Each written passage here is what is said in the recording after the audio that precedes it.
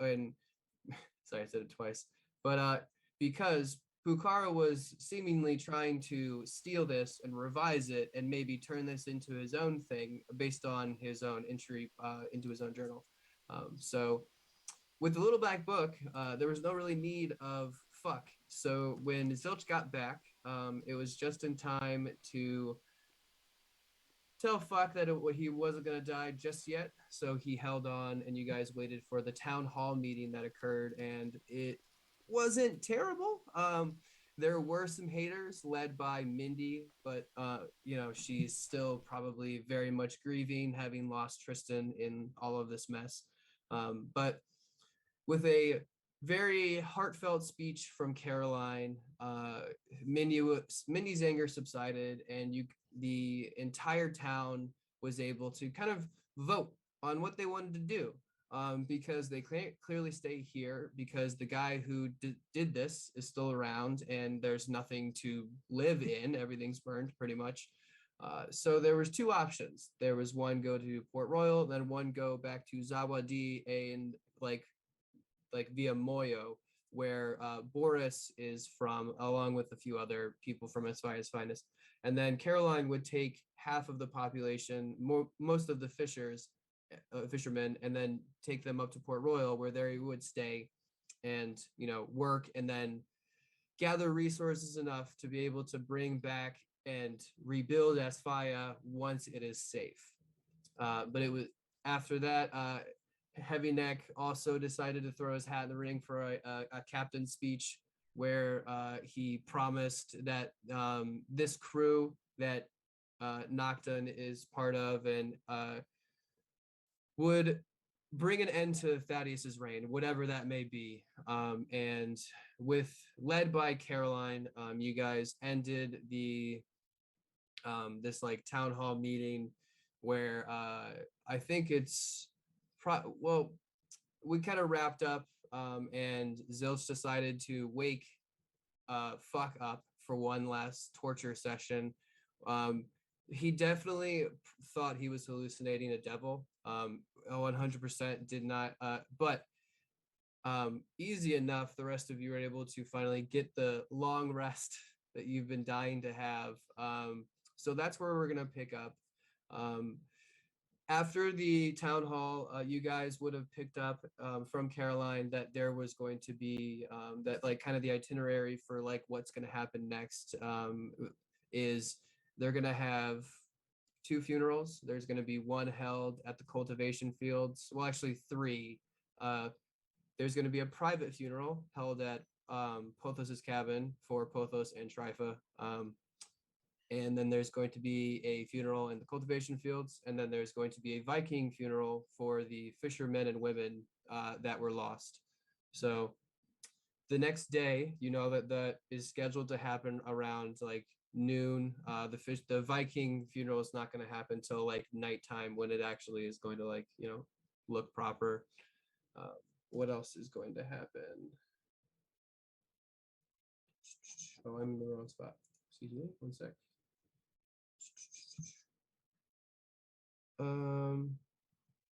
Yeah, so that's pretty much it. And then after the funerals happen, the respective people are going to leave. Like they're going to travel, hopefully by boat, if Heavy Neck has already agreed to it, but it's up to everybody else if they wanted to use the Sparrow's Calling for something else.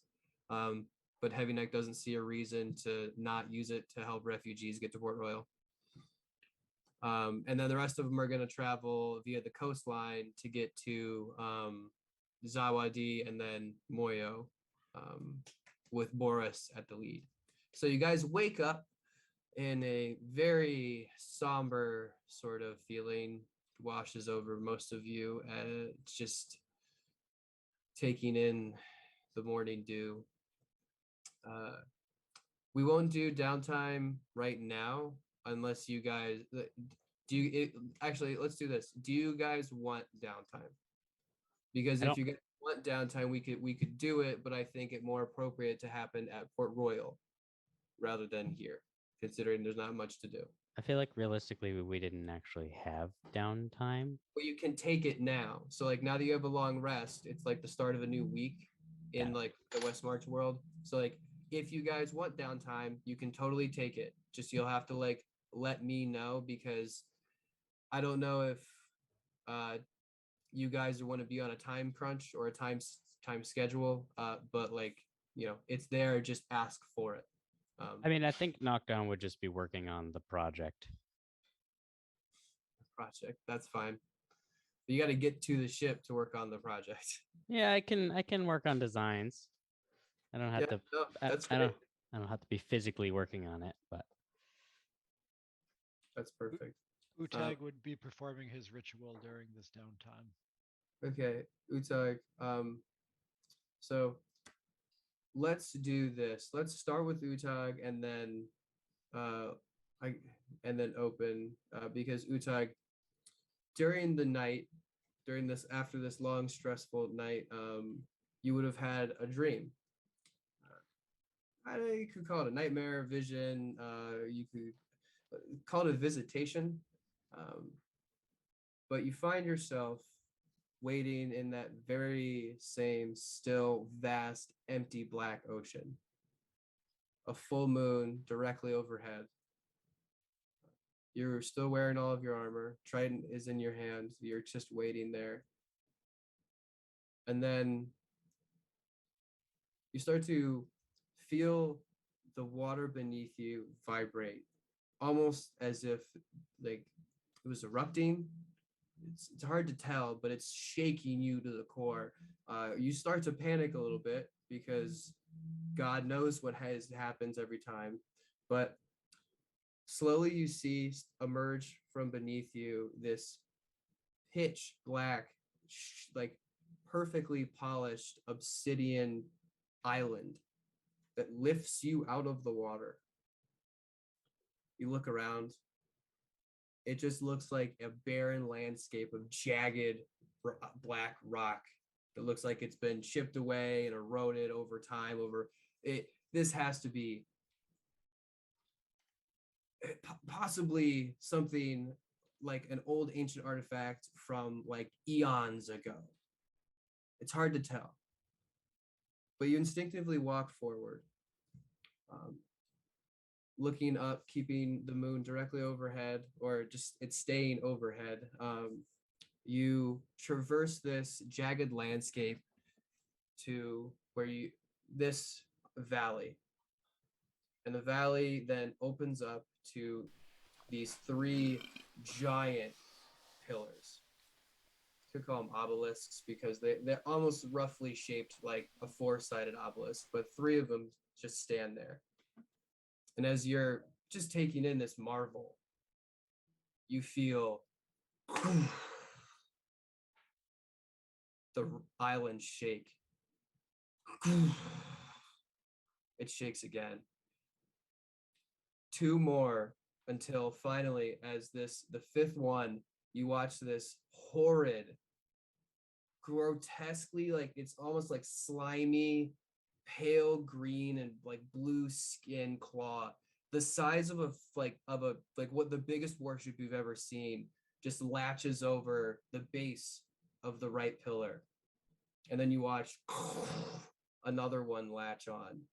And then you watch, I mean, you saw its eyes and its mouth before, but you finally see the like monstrosity that pulls itself out of the water and does almost this like ritualistic, like almost like practice dance where he weaves himself through the pillars and then wraps himself right on top, his jagged mouth gaping open as if like just like a fish would, and this showing these endless rows of teeth with these giant white piercing eyes. You take a couple steps forward and you hear the words, hold on,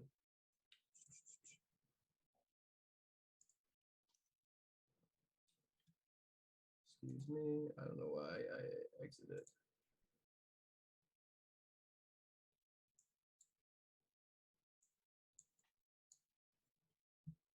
its mouth, almost takes this huge breath, and you hear sacrifice.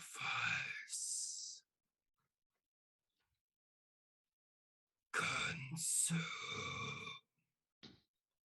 I am going to reach underneath my armor and pull out this like little vial.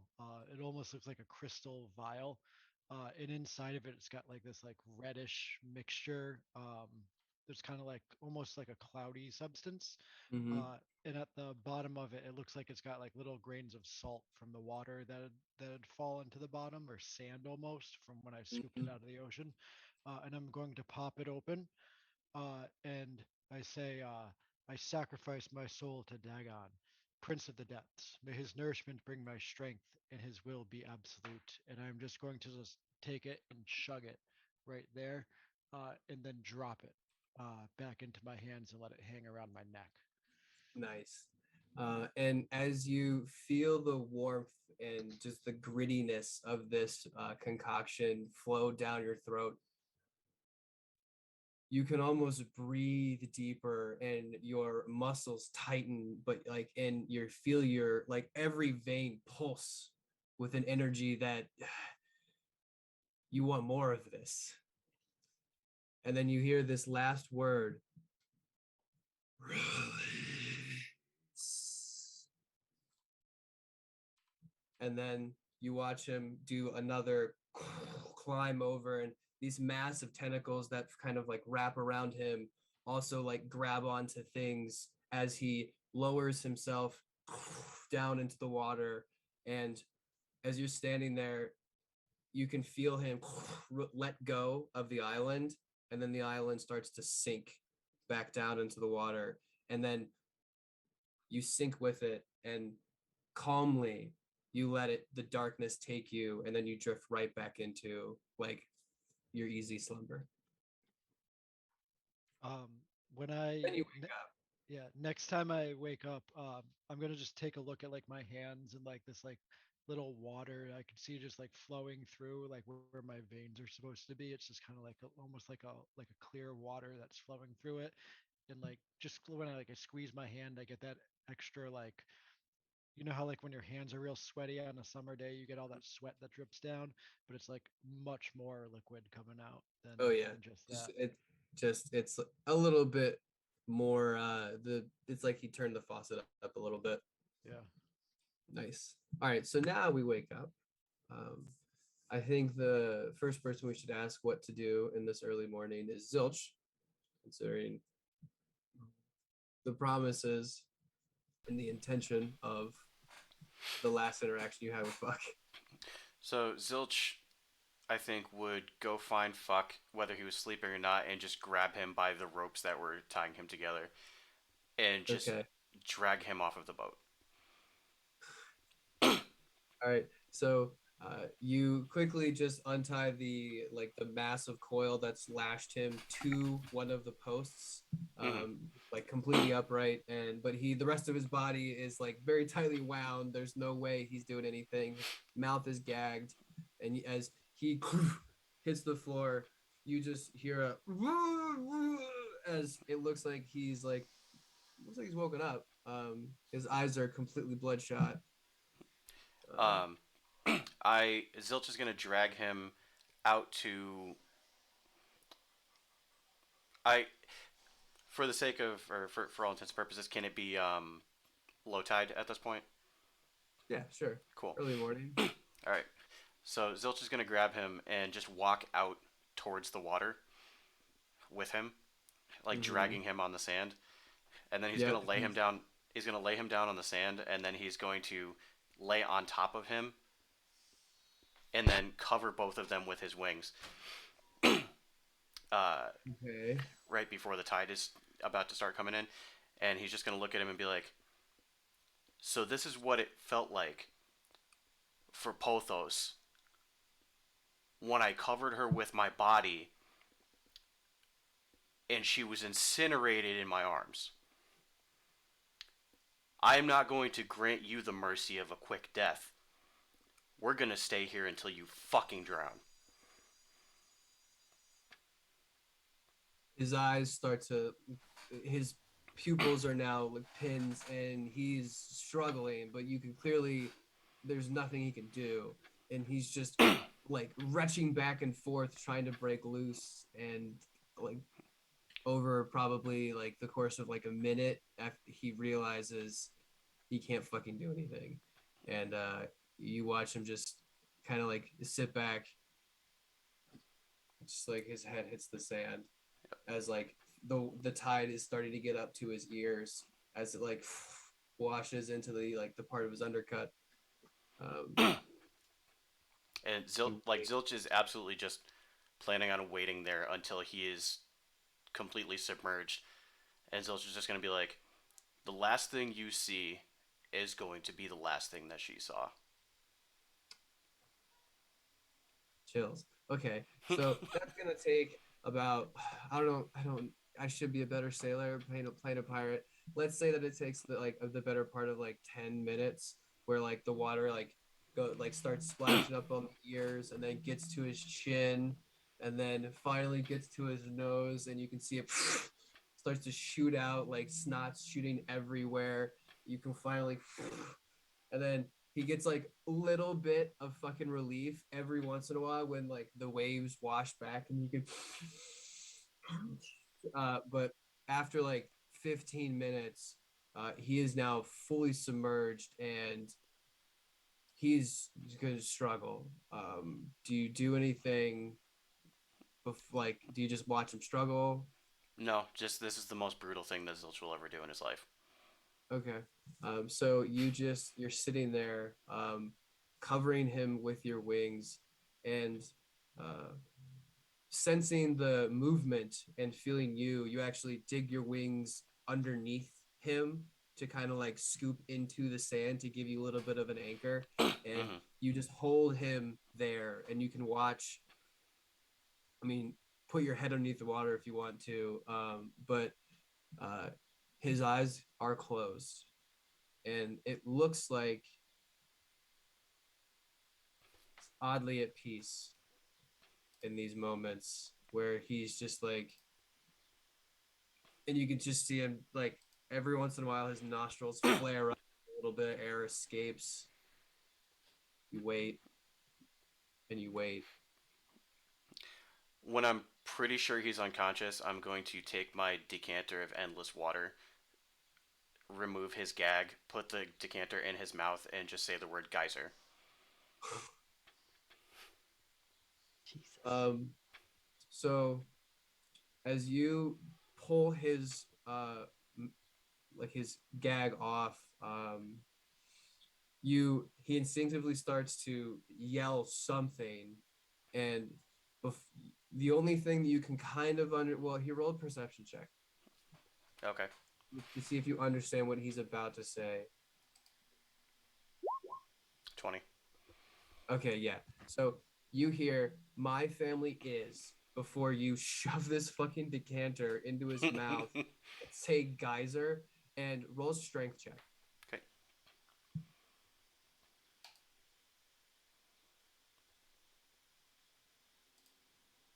You got to beat a 15. All right, let's put 13. He's restrained.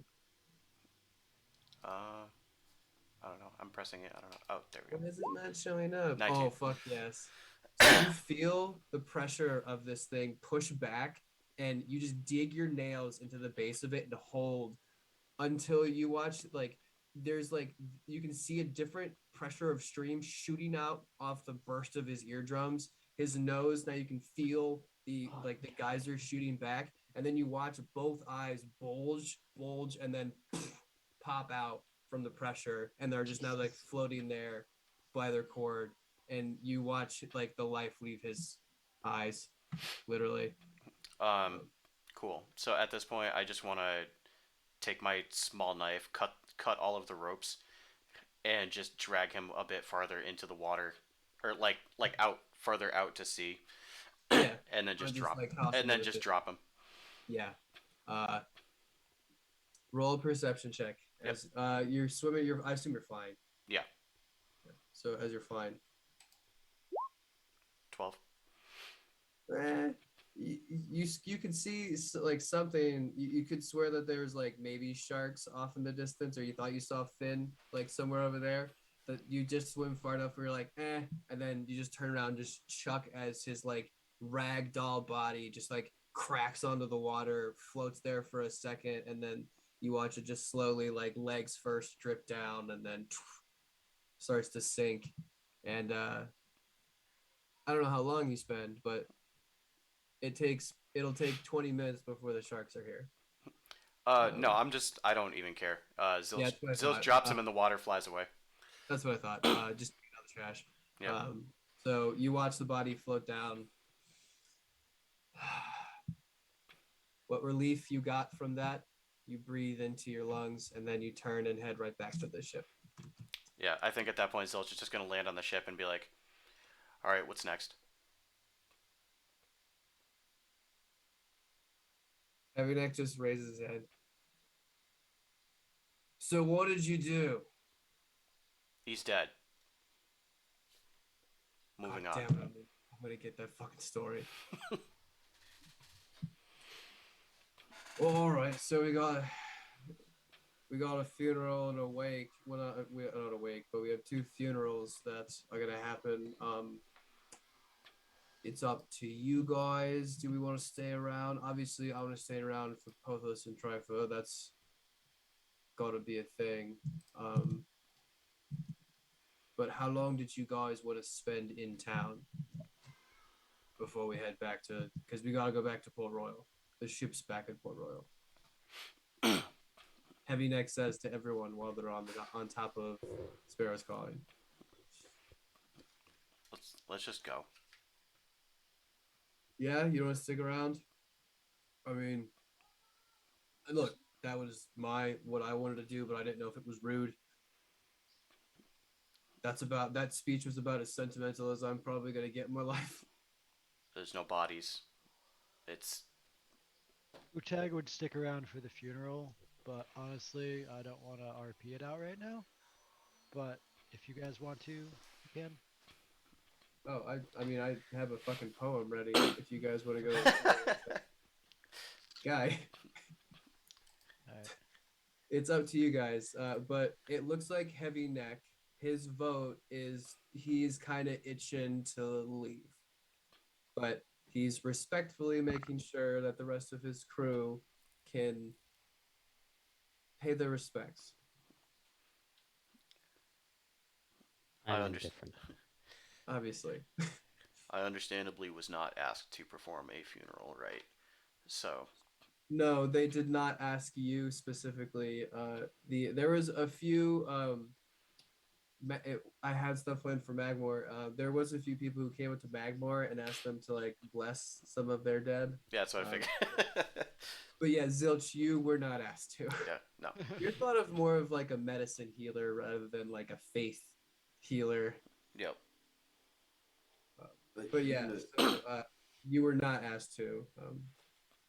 But Caroline did ask, like, the crew, like, personally, if they wanted to come to the Pothos and Trypha funeral. It's being held at noon. Well, Juicy Fruit, she never has dealt with anything emotionally heavy in her life, so she knows she's going with heavy now too. Yeah. Yeah, Heavy Neck, let these people grieve. We don't need to be here. All right, well, I'm going to go at least say something to Caroline before we go, because I feel bad. I really do. Sheila will scoot over there with you. Wait, are they using this ship? So where are we going? We need to get back to Port Royal. We can take the ship, but they were going to use the ship to go to Port Royal. So, like, if we have another way, that seems to be the more beneficial way to do it. Yeah, let's not go all the way to Port Royal with this group of people, maybe. No. Our cabin and like tree are still working, so yeah. No. I attempt to console Heavy Neck and I say, events were out of your control. Do not blame yourself. I mean, I really don't. Don't get me wrong, Nocturne. I just feel bad for the people who lost like the most here. Like, I usually am like an easy come, easy go kind of guy, but I've kind of started to like it here. I'm just But gonna. Nocturne just sort of stares at you and doesn't say anything. yeah, that's about what I expect. All right, so Sheila, let's make this quick and just head off to Caroline and just be respectful. All right. You gotta join. I Sheila, need to get boots out before we go to this. she goes into the tactical fanny, and just you see like a bunch of shit like fly up in the air real quick, and then like a half like smoked roach. All right, so as you hand off the joints to him, can I have? I think it's Sheila. You're the only one who is in the room. That you're the only one that gets scryed on besides what Cesaria, Finn, and Nope, Finn was invisible. Oh wait, no. Oh fuck, the no, captain guy. I forgot about that. um, I don't know if I got scrayed on. I don't no, think I no, was no, there. no, no, no. This is the party that went into the safe house, and I had like an arcane eye see them so that I could get their descriptions. So like, but I only got 4 of them. I got Finn was invisible in the cabin, but then he saw me off of the ship. yeah. He saw you for a very brief moment before you turned invisible. Oh, okay. Yeah, but like, did he get all of your like descriptions? He probably just like blue guy. But either way, so Sheila, can you roll me a wisdom save?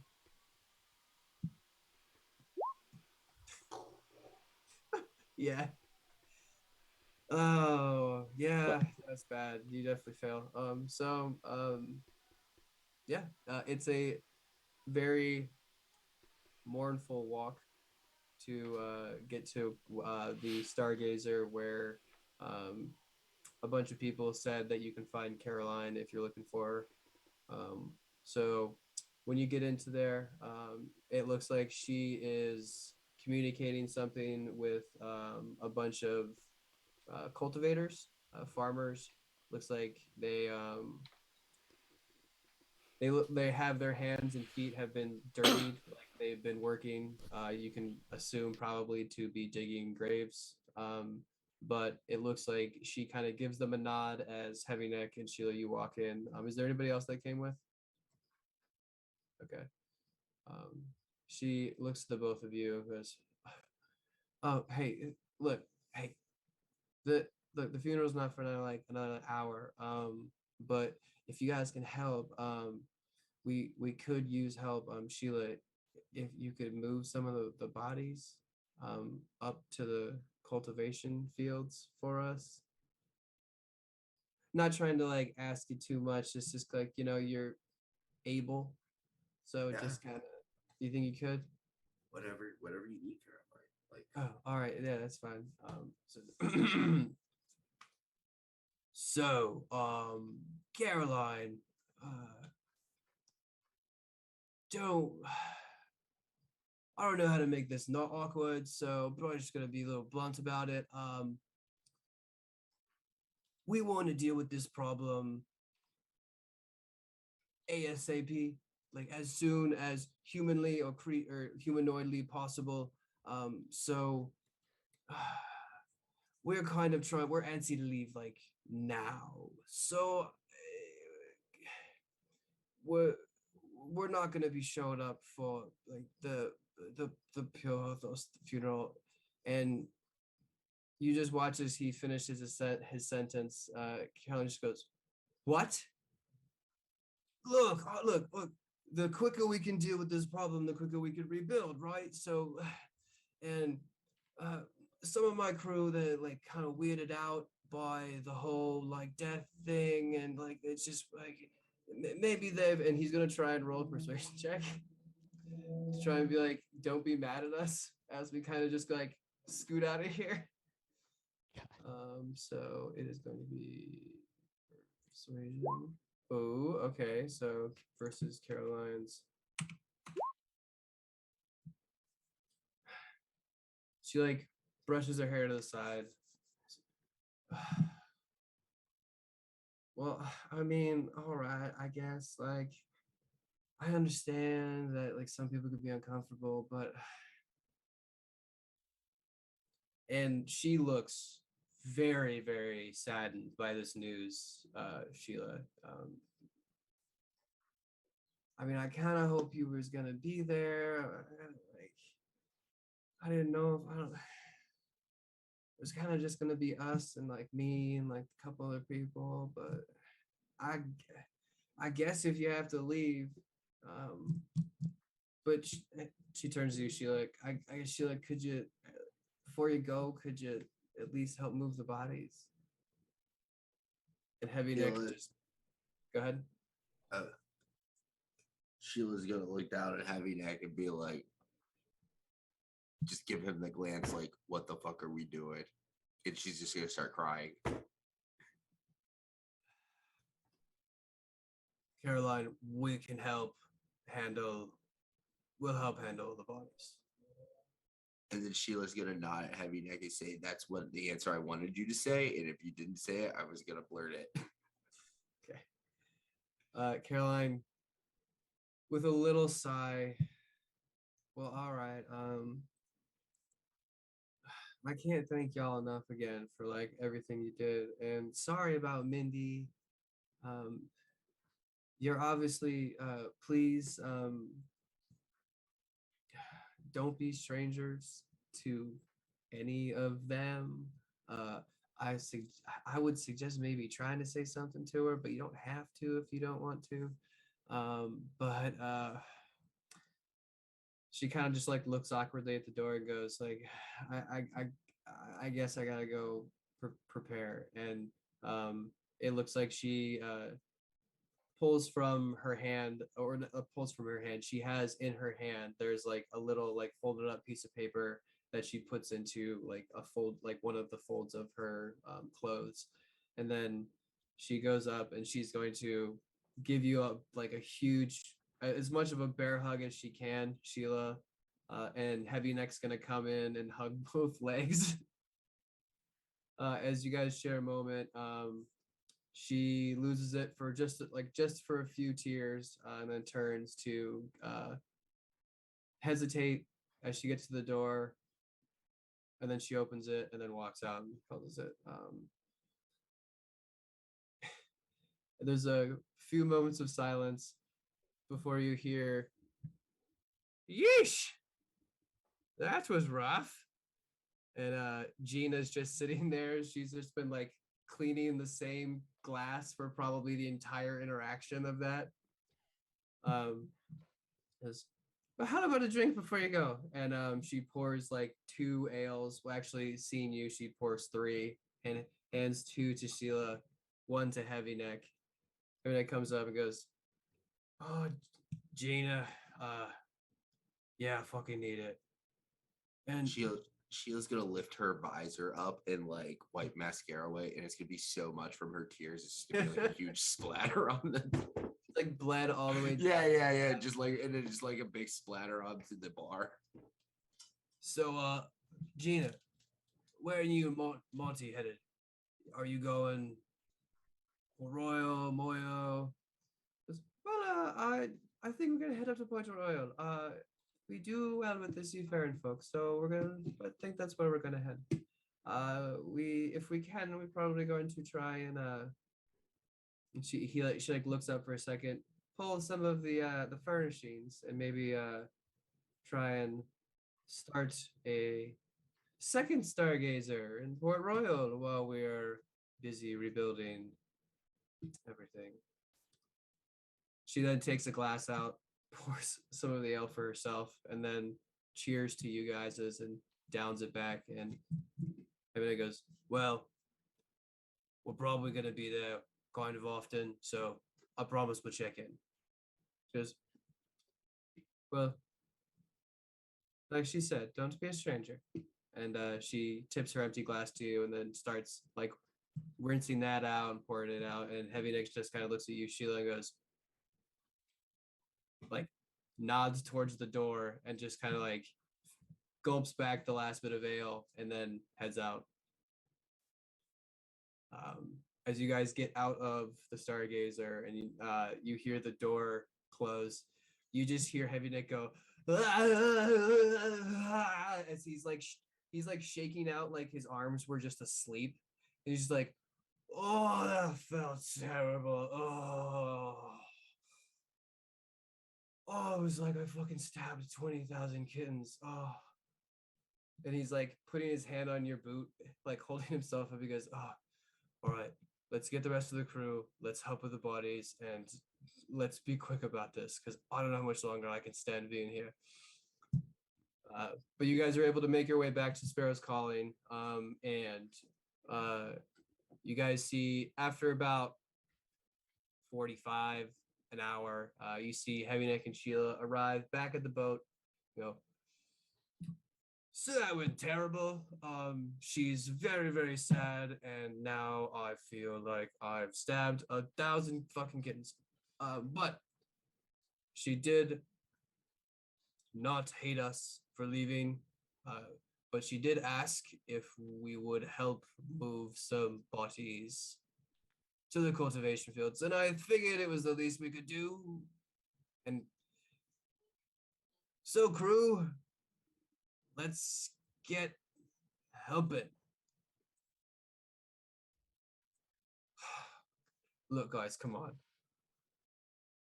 If we're gonna bounce and miss out on all this, like, respect, we gotta at least have some respect of moving the bodies where they need them. I am Utag amenable would to this. come over and help out. I'm not happy about it, but I'm not happy about anything right now. So let's just get this over with so we can then get back to fucking finding out how to kill Thaddeus. Yeah? Yeah. Yeah, man. Finn, why don't you start working on a circle to get us back somewhere? Yeah, All that's right. probably. That sounds much better than moving bodies. Thank you. Can Max help do that too? Help work on a portal. Yeah, I mean, Oh yeah, absolutely. just in case, because I think we have more than 8 people we're gonna need to get to Port Royal. Yeah, he wouldn't be too good at moving things, but he could I'll bring. definitely help. I'll bring. What am I on? 10? 9. Yeah, 9. Yeah, you're on 9. All right, guys. So, fast tracking a little bit, you guys are able to get down to where they have like kind of organized all the bodies.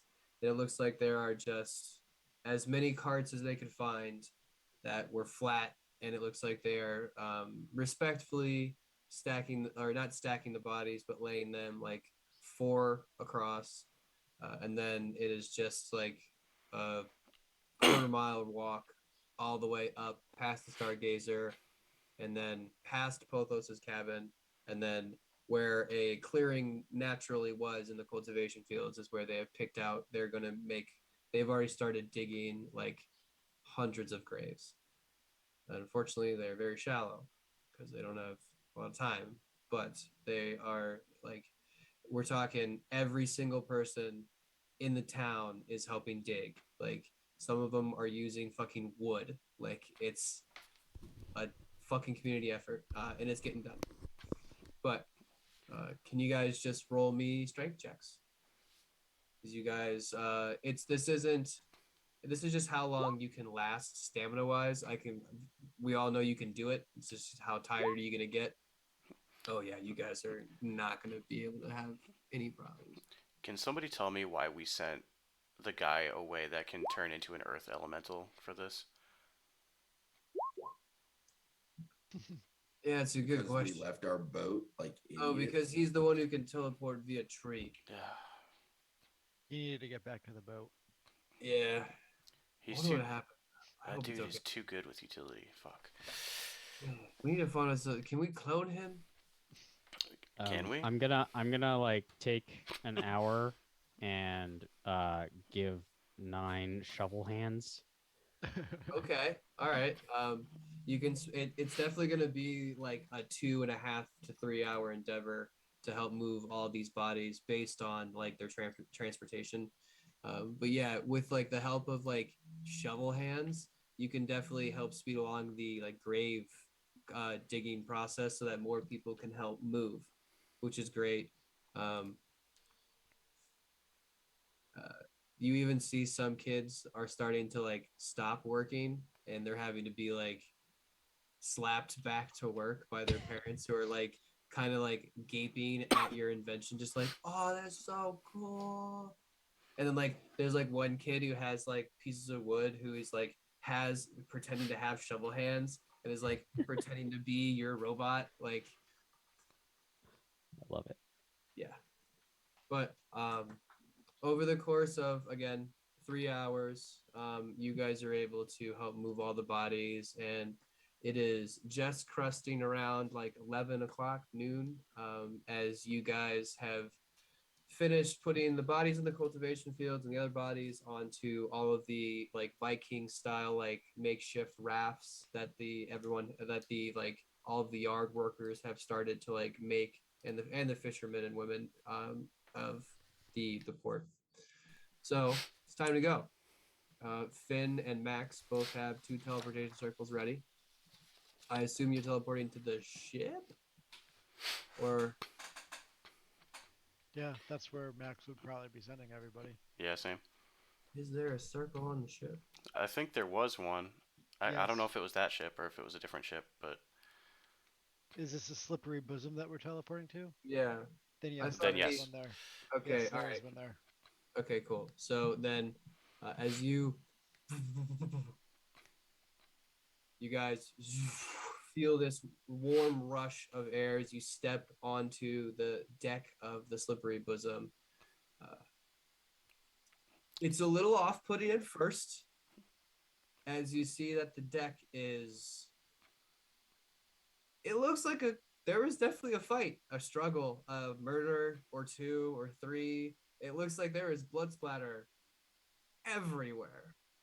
I And like it. you see sitting like sitting on the railing, and then just kind of like sitting on the stairs. Talon and Etrian are up like by where you go up to go to the steering wheel, and you just hear, "Hi, we're friends." As sorry, that's like my best Little Bite impression. As you see that Little Bite is just kind of sitting there, uh, doing, I don't know, normal cat things like licking herself. But you can see that her clothes match the murder scene. So she has blood stains all over her tunic. Her her paws and like her fur are all covered in blood, like crusted over. She's just kind of licking off some of the dried blood on her like forearms and up. She just kind of looks at you and goes, "So where you been?" it's been like 2 days. What the hell happened? Okay, well, first you guys left me, and I assumed you all died, and so I assumed I was captain, so I became captain. Um, and then some guys came around, and like they asked me what I was doing, and I told them that this was my captain of my ship, so that was that. They kind of just like walked away a little confused.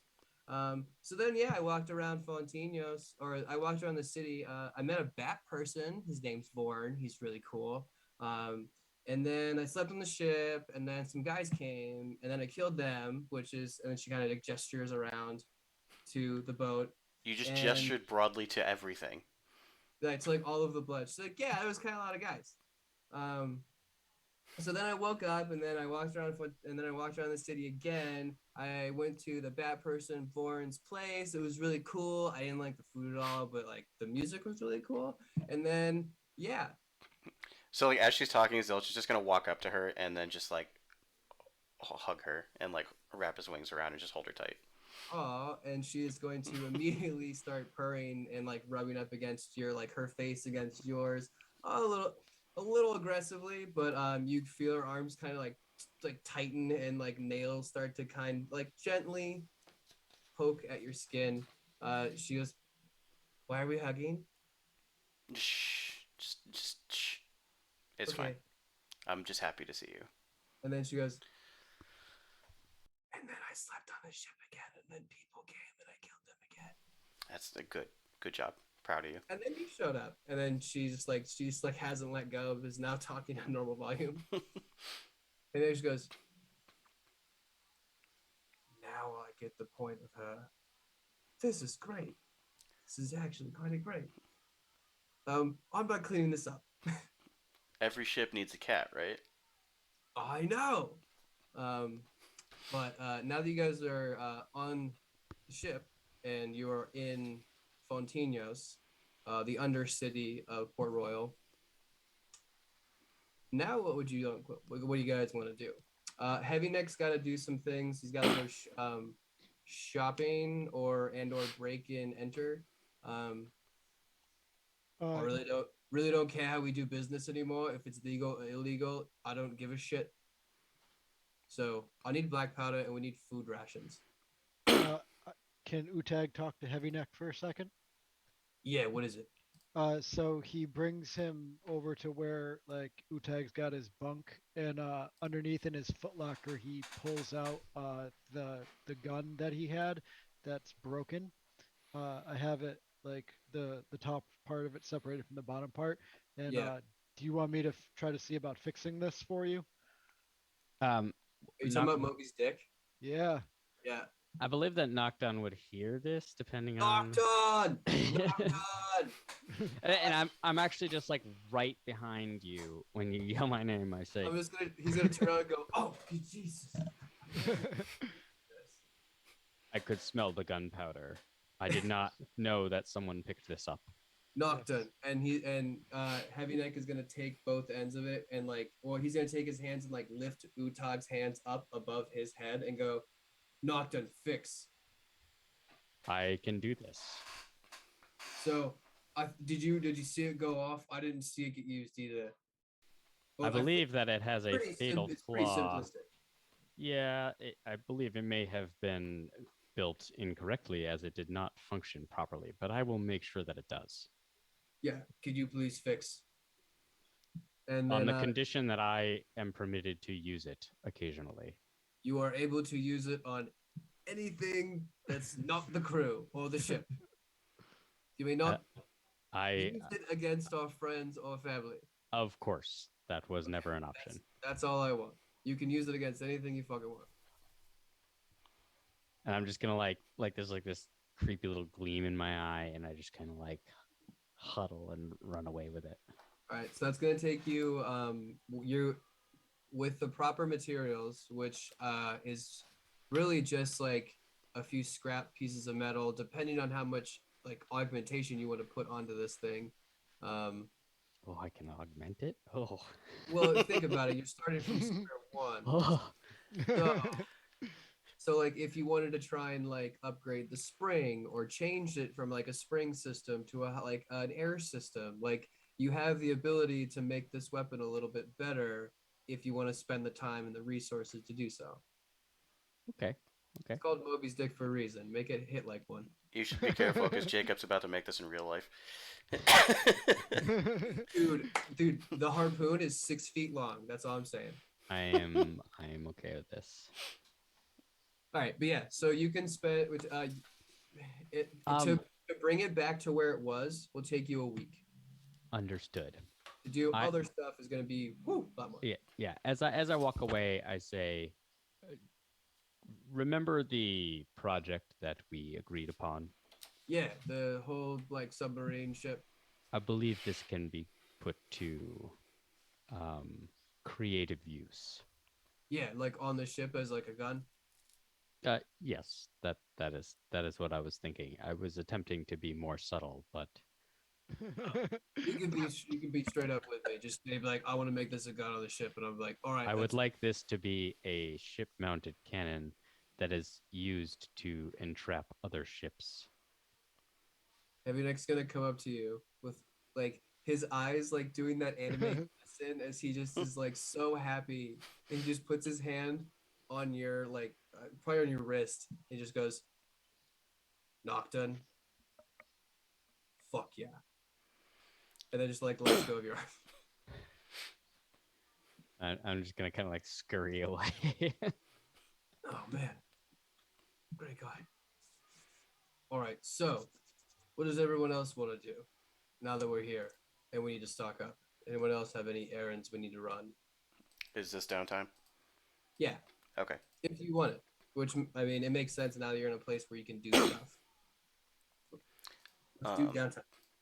all right. Yeah. Zilch is gonna work on athletics, All right, cool. At that point, and he's actually gonna be training with Little Bite. He's just gonna approach Little Bite and be like, teach me how you fight. okay. And then cue montage. Yeah. Cue Heavy Neck screaming, "Not on the ship!" And she's like immediately like the second you said that, she like her mouth twitched to a smirk, one little tooth shot out, and then her hammer immediately appeared, and she like made a swipe at you. You dodged it, and then she came right around again and left this giant crater on top of the deck. She got like 2 or 3 more craters in, and then like broke a railing before Heavy Neck was like, "No, no, no, no," and just like started shooting out in the air, just like, "Get off the ship when you're doing that." But you guys are able to get on the docks and somewhere where you're not going to cause like damage. Irreparable damage. Yeah. Zilch's You're- goal is to get to the point where he can like block her hammer with his fist. Okay, all right, yeah, it's tough. You're gonna have to like keep like popping your wrist. Yep. Back is you're like, oh shit. Like, your It's gonna hurt shoulder- a lot. your shoulder at one point, you're just like, ah, fuck, that one like fucking killed. But yeah, you could definitely work on that athletics. So who's next? Sheila? Yeah, I'll go. am- I'm just gonna work. On I'm my just gonna acrobatics. start calling you out. Sheila, go. I'm just working on my acrobatics this week.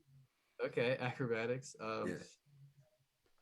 It's starting at first. I'm just starting with some yoga poses. You know, getting limbered up. Okay, all right, that's fair. It's also like crying yoga, so like I'm just like in the back. Crying yoga, so it's sad yoga. Yeah. There's hot yoga and then sad yoga. Yeah, then now there's sad yoga because she doesn't know what else to do with herself.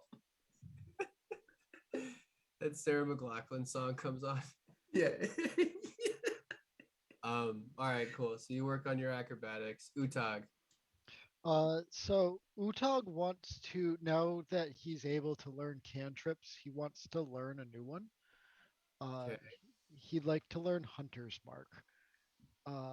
That's a spell. For Rangers, it was a cantrip. I don't. Okay, if he can do it as a spell, then I'll learn it as a spell.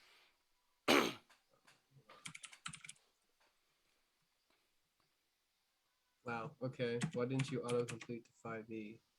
Huh. Computer that's supposed to know me so well. Yeah, it's a first level divination spell. Okay. Would it be possible for him to start learning that? Ooh. You would have to have someone who knows the spell teach it to you, and then you'd have to practice it over and over and over again for like a month, probably even more, depending on the level of ranger you have. Okay. Damn, if only I knew a good ranger. Yeah, too bad one skirted out. Okay. Then But yeah, that like because that's you a martial class like wanting to add a spell to your like you could get a tattoo of it, but then it's a one use tattoo. Like you can only use it and then it like the tattoo like evaporates out of your skin. okay. But even though he can cast spells now. Yeah, so oh yeah, because I forgot he's the warlock now. Yeah, because even so, I mean, yeah, it'll be easier to learn, but Okay. it's not in your your actual class. All right. So he'll just take his time exploring the city for this week. He doesn't need to take any downtime or anything to do just yet. Okay, no No. skills you wanted to work on. Not yet. No. Okay, as you're walking around, what is your? Can you roll me a perception check? Sorry. Are you in your armor? You're no. Yes. No. No. Okay, so just Yeah. casual. Yep. All right. You notice that there you feel like you're being watched, but every time like you turn around or like you make a turn to like be able to like check your six, there's no one there. You just kind of feel like you're being watched. Okay. But this Can I sense like where it's coming from? like at one point you thought it was behind you, and then another point you thought it was coming from like they were like there was somebody on the roof, and then another time you thought that like you were like as you were like in a busy intersection, you thought that like there was someone at a corner that was like looking at you suspicious. You just Okay. kind of got a weird feeling that like you were being watched. Okay. But you didn't see anything, and you noticed that boy is the city expansive. It seems like everybody is starting to complain about how expensive things are starting to get. Like you have like little kids who are like complaining to their mom like about like, can I get a treat on the way home? And she's like, no, there's no way, like we can't afford it, or like just like a straight no. So you kind of like understanding what Asfa'eia was like. You get to the city and you're kind of like, huh, they got kind of the same problems. But that's all you do for your John time, and then we move on to Nocton. I'm going to work on my athletics in the form of just wailing on an anvil for a very, very long time. Okay. Getting your fucking swole on. Yeah, working on just like these giant metal sheets. Okay, yeah. So you're just like working them into form. Yep. That is perfect. It's loud, but perfect. Zilch doesn't have a problem. You're not doing it at nighttime. The second the second the sun will like the sun crests and it starts to become dark out, Oops. like that stops. Oh, you don't roll for it. You just add a point to Okay, you add one tally towards 10 if you're not proficient, where you can work towards proficiency with athletics. awesome. Zilch is too busy getting his ass beat anyway. Oh yeah. She doesn't hold back, I assume.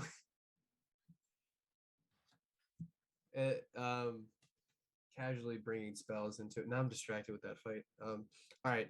So now that you guys are all kind of done with downtime and you guys have spent a week in Fontinos,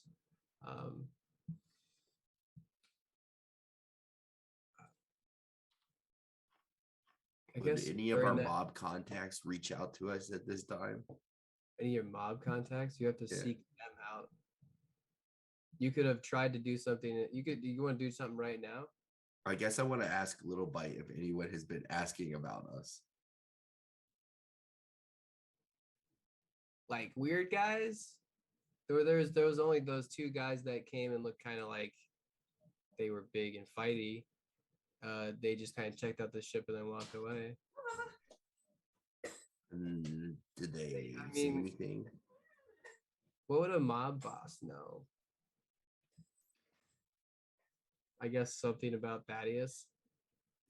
Well, yeah. So I knew that the city is Wait. expensive now. What about our contacts with that stupid brotherhood? The Iron Family thing, whatever it was. Yeah. Wouldn't they kind of want to know what's in that black book? Do you think they'd pay us for it? Absolutely they would. Also, Make a copy of it and give them the copy? yes. We could use some funds. Cause we can make multiple copies of it and sell it to different fractions. okay, but anyways, so we should I probably don't think we want to get caught doing that. sell it as like a how to pirate book. Well, he's captured, so how not to pirate? Do everything except this. I mean, do you want to try and seek out, like, what was his name? The Mouth? He seems like he's a contact you kind of person. No, Yeah, Uh, he definitely seems like that. He's but gonna i- he's gonna are reach there out to any us when he wants us. are there any sketchy bars we could go start a big fight, get his attention? He'll want to reach out to us then. I mean, there are sketchy bars if you want to go there. Mm, hold on. Wu-Tag's all about getting revenge right now, so he'll do whatever it takes. I mean, if you just want to wail on people, go for it. Well, no, he wants to find Thaddeus, and if getting us money to be able to do that will help, he's all about that. Okay, so Do we need money? I'm just curious. I mean, like, it's really expensive to buy shit here. Yeah, I spent most of my money and also a lot of the ship's money. Yeah. So hold on, let me check what Heavy Neck has. Well, we got what 40 platinum or something like that. Yeah. So hold on. Um, Heavy Neck during the week of downtime was able to go obtain, we'll call it,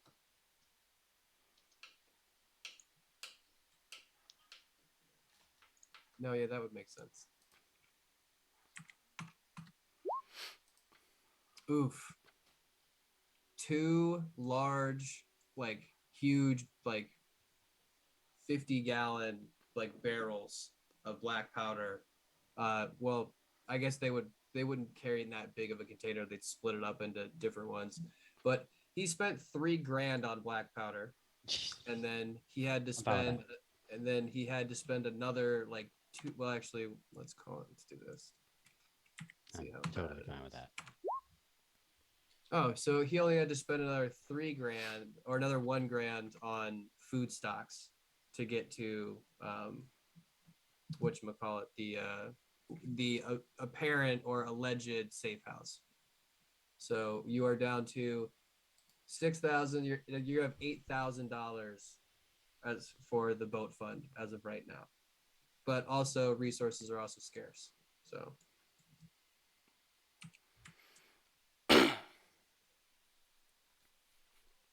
So guys, right. do we like think we have enough? I don't know. Stuff?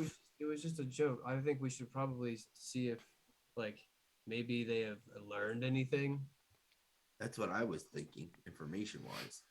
Yeah, because then we could just exchange notes, and then maybe they learn something. Who knows? Heavy, So you when's the wanna last do that time you've now? taken a note? I'd never take notes. That's why, because they're incriminating. Just in your journals, actually blank. That's all like it's all just get pictures of dicks, with very poorly drawn ones, with like little stick figures of people with names above them, and the dicks are like hitting them in the face. It's very crude. All right, yeah, you guys want to head topside, and then meet up with the Iron family.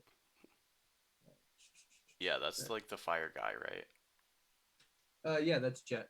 That's Jet and family. Okay, that's gonna go to North Haven. All right. So to get to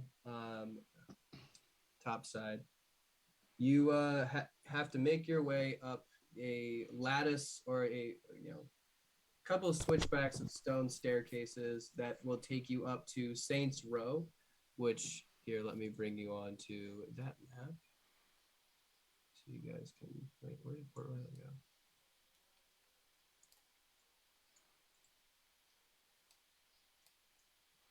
Kablammy. Now you guys are back in Port Royal. You're down here.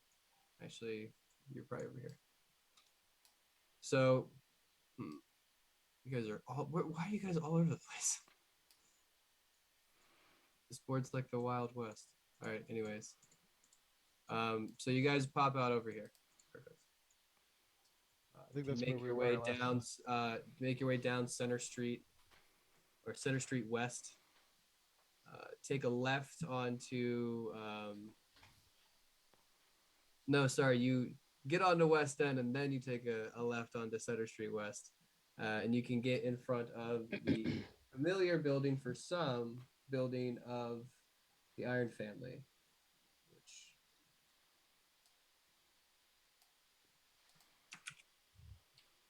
Now, I don't think Knockdown would have any clue where we were going, but he just kind of tag along. We're gonna go talk to some people who were also trying to track this Thaddeus Dick, and they wanted to talk to us if we ever had any information. I- So, Do we trust these people? I mean, they seemed like good folk. They were working with the god. Like what was her name? I can't remember who runs them, but she said that she was like good friends with the head of the guard. So they're connected to like the city. do we trust the guard? Like, isn't Jerry like? That's a good fucking zilch. Zilch, we never trust God the damn law. it. That's we're pirates. Now I don't know. Did we trust the god? Yeah, should we think about this maybe? Should we? Were we? Were Is gonna is be every is every option bad? Should we just sit and do nothing? No, shut up, Zilch. You're just being defeatist. All right, we go in there, we talk to them, and how about Zilch? Have you've been in here before, right? Have you talked to them? Or is that Finn?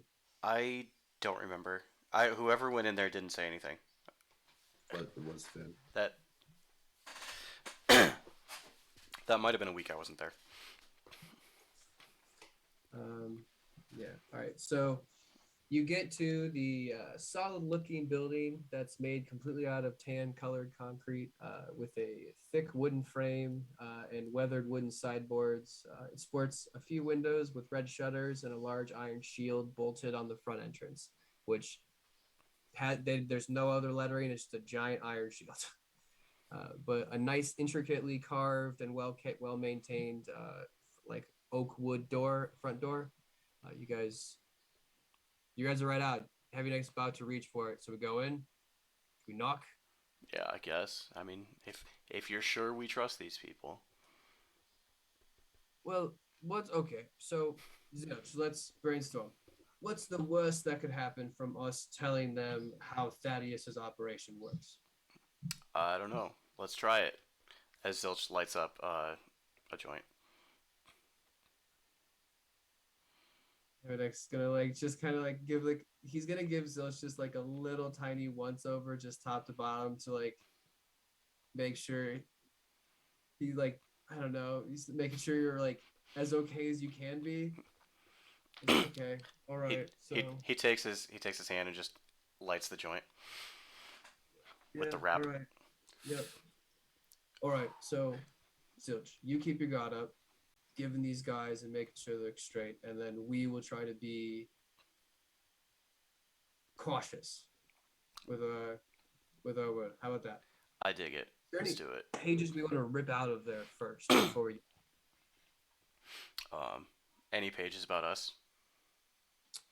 Roll an investigation check as you're quickly flipping through the pages, looking for anything that could resemble flying devil, a large no. Knockdown is gonna just kind of grab it out of his hand. Sorry, say again, Knockdown. Knockdown is just gonna see him clearly struggling to skim it quickly. Yes. And just whip it out of his hand. All right. And you can instinctively flip towards the later pages. Thinking, and I have advantage. Oh, does that mean you get a 23? It does. Yeah, no, that's you. You're doing it. So you're you flipping through the pages to get to the very end, thinking that we haven't seen this guy for very long. So you get to the very end, and the entries drop at the last one states that important meeting with the big guy. Apparently, important crew member is going to be staying with us, so have to clean up. Need more booze. That was the final entry. So there wasn't anything about you guys at all, but there was something that explained that that was the last time that there's some eyes on Thaddeus basically. but that was dated. What was it? What would it be? Probably about a week back, a week and a week and a day or two. But yeah, nothing about you guys. Nothing. There's no depictions of you guys. There's no like indications of your skill. There's no like secret information that he was collecting per se that has any mention of you guys or All your right. group. Yeah, cool. I mean, as long as we get everything we need, we're good. Yeah. So, all right. Ebonek's gonna like knock, but then also open the door and go, "Hello." Let me see. Let's go back to the people who are here. All right. So there's Strix, Brianna, Gamblin, Jet. No, Jess and then Jet. So yeah. So Jet's out. He's off doing things. I'll say that behind the counter, looking like she's reading a book. You see this very broad-shouldered, barrel-chested mountain of a woman, Brianna Tala, who is a orc, not half but full, with almost celebrated tusks. As you can see that there are like little like kind of like half rings that sit on the edges that just kind of make them look a little bit nicer. But she has her Port Royal regalia on, which is a lot of whites and purples. They're mainly whites, but has like a few purple lines on it. That has like some of the sleeves have like a little like triangle cutout of purple. But she sees you, close to the book. Who are you? She like then gets up, lumbers forward. Hi. I don't believe we've met. She reaches her like she opens the door fully to see all of you and goes, "Oh, hi. Um, can I help you? Are you here trying to sell something? Because we're not interested." You're not interested in a journal possibly leading to Thaddeus Decatur? What did you say, Thaddeus? Well, if you're not interested, that's fine. We can go. Get in here, get in here. As she like all right. like almost like pulls you guys in. Goes, you know Thaddeus? You have information? We're going to kill Thaddeus, but yes, we have information. You're not the only one. Well, Uteg, theoretically, only one person can kill him, right? Uh, yeah, technically, yeah. So, unless everyone does it at once. Oh, or I mean, we that would be cool. or we enact our plan that we had with fuck. Let me see True. if Strix is here. Utag's gonna pull Zilch aside and be like, "This book is very valuable. We must get a good price for it." Yes. Uh, I should not do the talking then. can you one moment? Let me go check her office. Um, she goes back and you can see her slide the wood door over to it. Like a big beam of light kind of shoots onto her face.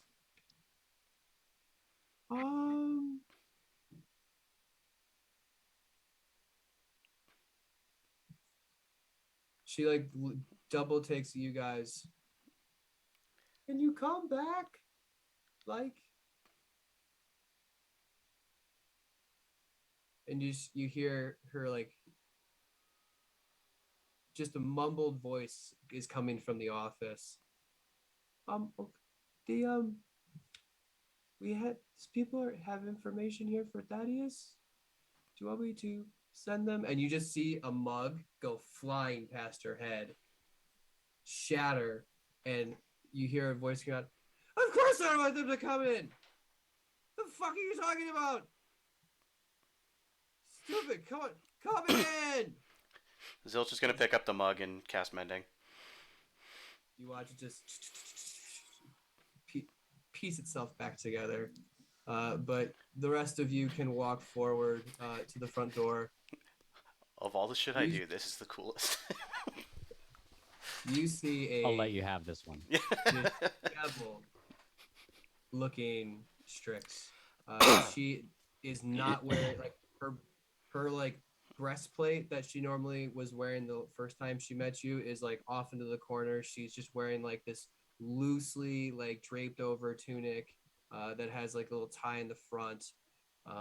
It looks like there is two bottles of liquor. One of them is empty on its side. The other one looks like it's like a quarter of the way empty, or no, quarter of the way full. So very little left. Um, she has giant bags under her eyes, and she looks at you guys. Goes, "Well, please sit down, please, please. Sorry, I'm a mess." And she like straightens her hair and like tries to like lick her hand and mat down her hair so that it's like at least something. And she will retie it. What is she again? She is a female dwarf. Okay. Can I smell what she was drinking? She's got wild red aloy hair. Okay. Can I tell what she was drinking? Is whiskey. Whiskey. All right. Yeah. Is there a glass around? Can I grab one and pour myself a drink? Yeah, sure, fine. You can. That's fucking pour me some while you're at it. Oh, please tell me that this is good news and not a prank, and you're not just trying to be funny. No. We're pretty serious about this. Where's the book? Who's got the book? Where's the book? What book? I hand it over Okay. to Heavy Neck. Okay, so he takes a little black book and he opens it, tries to find like one of the pages he remembers being one of the important, like where it shows like the Thaddeus pyramid, and he just kind of hands it over to her, and she takes it, studies it. As you lay the glass down for her, Utag, she doesn't even look at the glass, picks it up, and just starts like drinking half of it, puts it down, is still holding the glass. Let's go, thumbs it again. Where the fuck did you get this? She flips again. This is good. This is good. Oh. As She she's finally gets. There's a fucking map in here. And she holds it up, and you can see it's the same one you remember, that where it has like the two safe houses and then the like the scouting house that's pointed out in like a little like triangle pattern.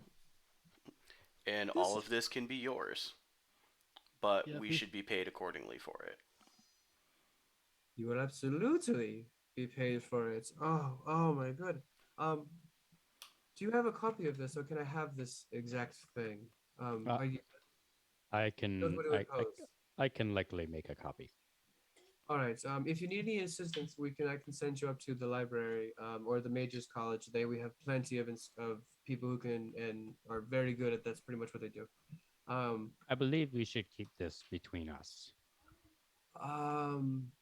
Yes. Well, how about may I tell Lars, the captain of the guard? He will want to know. I should say, I believe we should keep this between the concerned parties. All right, good, because he's the one who's going to pay you.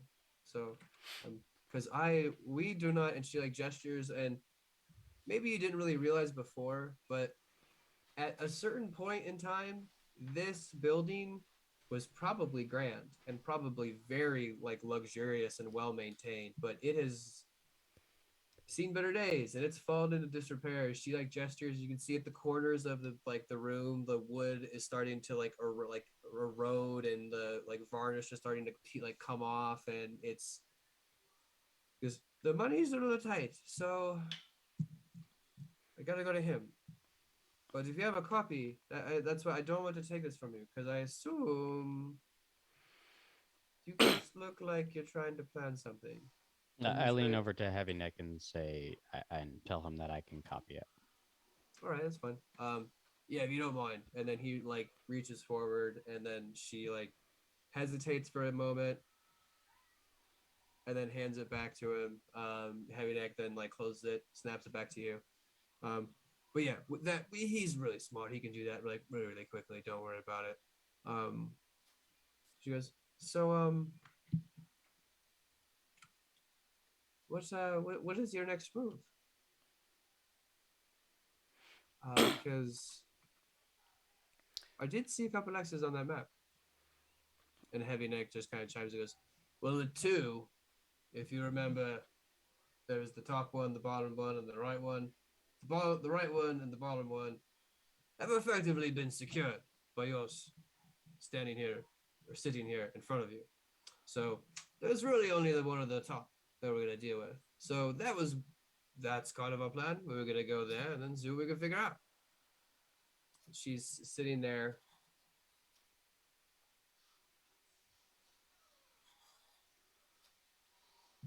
Well, I guess it's a good as plan as any. And then she will like toss back the rest of her whiskey and then like place it right back down by the bottle. Puts her hands up. Well, how can I be of service? It's really just the money. Definitely the money. Like, do you need the proof of the book to show for the money, or does he take your word? And she calmly responds, Lars will be wanting the evidence. So you're going to have to pony up before they do. Which So we'll make a copy. Knock Yeah, knock. we You can- can make a copy. I've already started copying it while we're just standing in the room. And then we can give Lars the copy. yeah. And trust me, with Or this maybe Lars will give us more money for the original. I don't know. well, I was going to say with this kind of information and the prospect of closing in on possibly a Thaddeus location, I think I'll be able to get you guys a fair price. How does 5,000, or I guess it would be 500 platinum sound? More, please. Roll a persuasion check with advantage as Heavy Neck goes. First mate's a little right there. 23. All right, so she's gonna roll it. Yeah, she just by your stone cold demeanor, she looks at you, and you guys kind of share like a gaze. Zilch is Alright, like so absolutely deadpan. Like, Yeah, no, and you can see that she tries to look through you, but in a staring contest, you win, and then she breaks her eye contact and goes, "All right, well, I named a price." She takes the whiskey, pours more of it. 1,000 plat.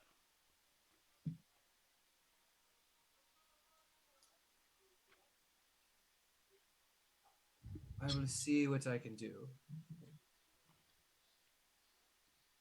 But with that book, things are so bad here. Things are starting to get so bad here. He might not actually weak at this. So it'll be a breath of fresh air for all of us. I will tell you, I will offer this to you, that the price for us to get that book was a lot steeper than that. She's gonna do an insight check on you. Nope, not initiative. Not that. Roll initiative, bitch. Don't punch.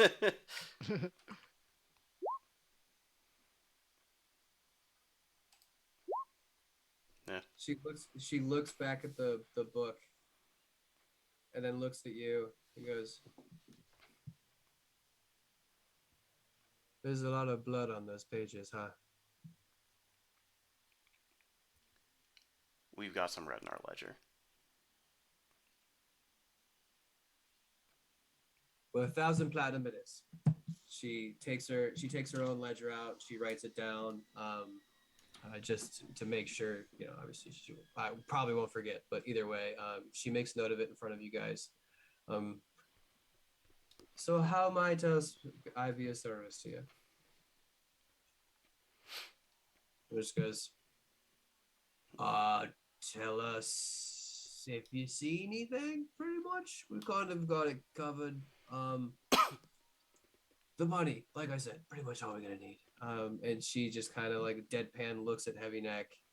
She goes, well then, I must be getting to my morning duties.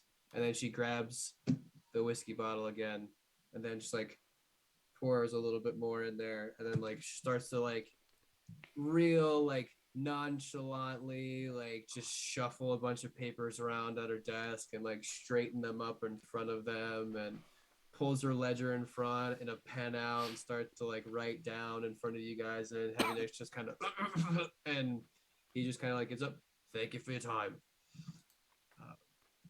walks out of the door, and kind of beelines it straight to the exterior of the building. Are you guys following? Yeah. Okay. Bless you, and then leaves. Yeah. But you guys walk out, and Brianna kind of is sitting back at the desk, and as you guys all leave, she's just like, "Was it good? Good? It was great, thank you. Best we've ever had. I'm sorry. Just hope you have a good day." As she kind of waves as you guys like don't even stop before you get to the exterior of the building. Heavy Neck's out there halfway through a joint or a spliff, just to try and thin it out a little bit.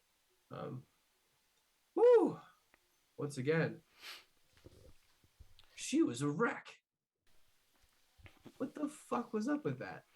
I don't know, but if she gets us 1,000 plat, I don't really give a shit. Yeah, I mean, she seemed receptive. That was fucking like zilch. I mean, I don't like that it's there, but holy shit, you got something there. All right, so we're good, right? Let's head back to the ship. Well, where do we get the plat? Oh, we gotta copy the book, right? You gotta copy the book to then give it to him. So it's gonna take Nocturne probably like a couple days to copy everything in the book, and he's gonna have to like take a penalty to sleeping on some of those days if he wants to like speed copy it. A couple days. Yeah, it's a pretty like, dude, it's pretty thick, and there's a. I mean, do you like go and look through the pages to see if it's important information? Because this dude is a narcissist. He recorded all of his thoughts. It's very detailed journal to a point. Like there's. I mean, I my Vidalcan dispassion would prevent me from leaving anything out. leaving anything out. Okay, yeah. So I'll say, what's your intelligence modifier? That'll probably be +5, right? Yeah, it's +5. Yeah. Okay, so I'm gonna roll a d4, and this is gonna be how many days it takes. It's gonna take you 3 days, and that's gonna be like if you're lazy about it. So like, if you want to like skip a day or like put in like a nighttime to like just like push through like that, you can do it. Can I use my flash of genius to make it faster or to be able to sleep? Flash of Genius is a reactionary ability that allows you to use like your inventions to help like avoid a DC. So I would say like if it would be anything, it'd be That's one fair, of yeah. your like it'd be one Yeah, of your no. like little like trinket things that you can make, your little gadgets. But it No would worries. just be like a really I think good 3 like, days is acceptable. yeah, I mean, it's like you got other stuff that you're doing too. Like you have to like put the food in your mouth so you can like then Unacceptable. yeah. All right. So, anyways, as you guys are like as Nocturne's starting to like be like, he's like, it shouldn't take me that long, and then starts to like push through. He goes, oh no, yeah, this is gonna like this is a lot of pages. As like you guys are making your way back down towards your ship. You get to the point where you get back down to Fontinos, and you find yourselves walking over a bridge back through, like right here.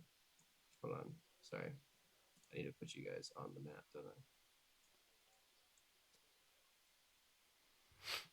you find yourselves walking through some buildings over a bridge to get back to your ship so you can figure out like, spend a couple days in the city, or, I guess relax, not really. Um, when while walking in the middle of this bridge, you see that there are two very heavily armored individuals with glaives at the ready, with another individual sitting just right in the middle, but slightly behind those individuals. And you hear, no, no, no, no, no, no, no, no. Not much further for you guys. And what you see is what's standing behind. So you see two of um, these guys. So these are the guys that they don't have a great sword, but they have glaives, and they have a fully encased helm that has horns like Daedric armor that come up over it. Very gnarly looking. And then you also see behind that person, you see, I believe, hold on, did I put on the other side of that? Okay, yeah, you see this bitch, a drow inquisitor. As she's, no, no, no, that's far enough. She taps this huge, it's called a death spear, onto the ground. You see little like puffs of purple arcane magic shoots from a shockwave from the impact. Just, you guys, your guys' heads fetch a pretty high price these days. And as these two guys lurch, or hold on, I'll do that. As these guys take like 10 steps forward, you hear from behind you as you look around and hear footsteps, and you see that there are three other guys that have closed onto this bridge, and you are now trapped. As you hear this guy go, ah, yeah, real high price for you guys. As you see this individual behind two more black guards, his cape disappears into like puffs of black smoke. As he pulls out this elegant, but you can see how sharp it is just from the shine. He goes, real high price. So let's roll initiative.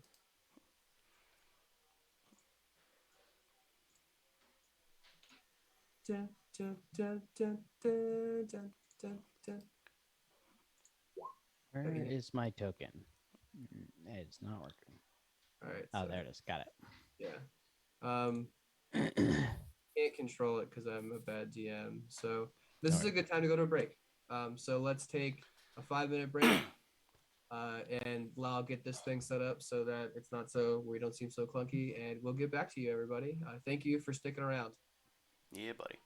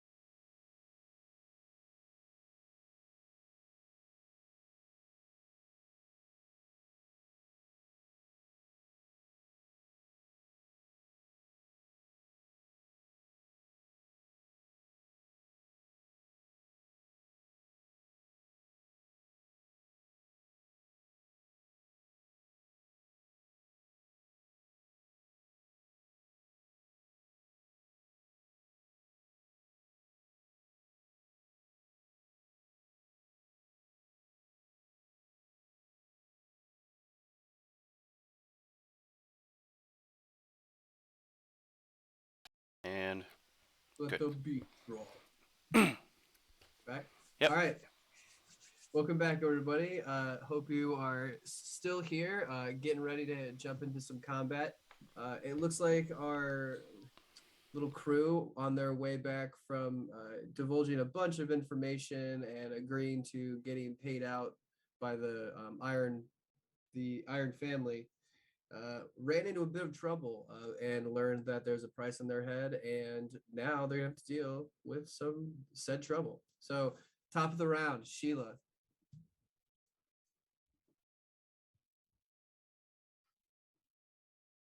I'm gonna go into my persistent rage now. Persistent. Mhm. Persistently get it.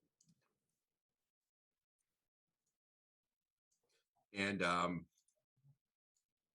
let's see. I'm gonna go south 40 feet right here. Okay. That's 40 feet.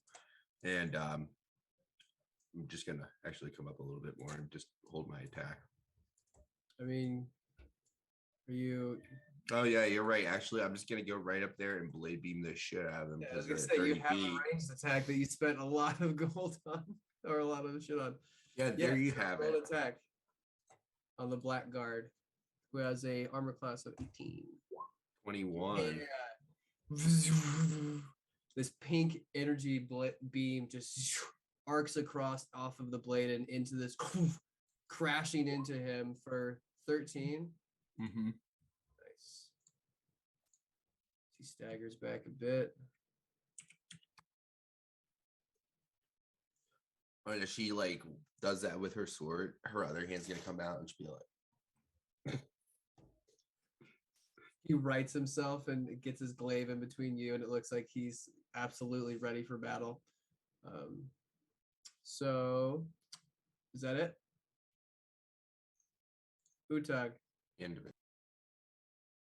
All right. Utag is going to run forward up next to Sheila.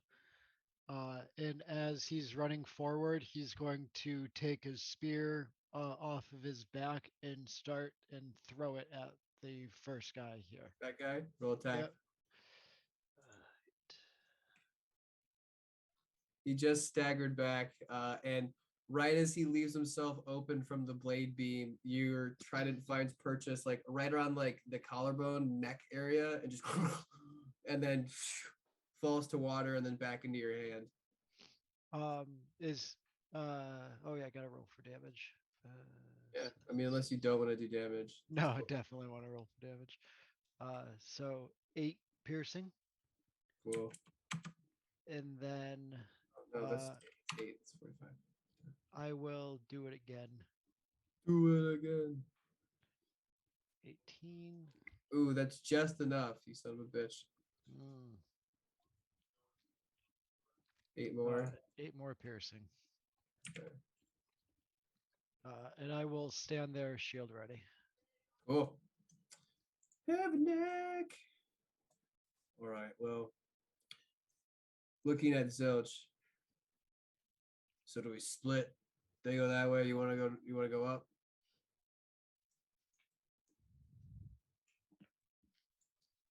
Fuck it. And he is gonna take. He's gonna pull out the shotgun that he pulled off Captain Pukara, and he's gonna be dual wielding pistol and shotgun. He goes, I can't wait to try this fucking gun. And he's gonna run right at these guys. So he can get to here.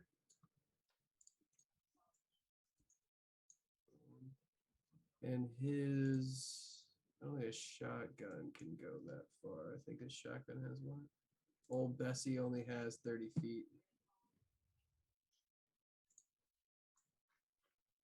All right, so he's gonna do disadvantage for both attacks.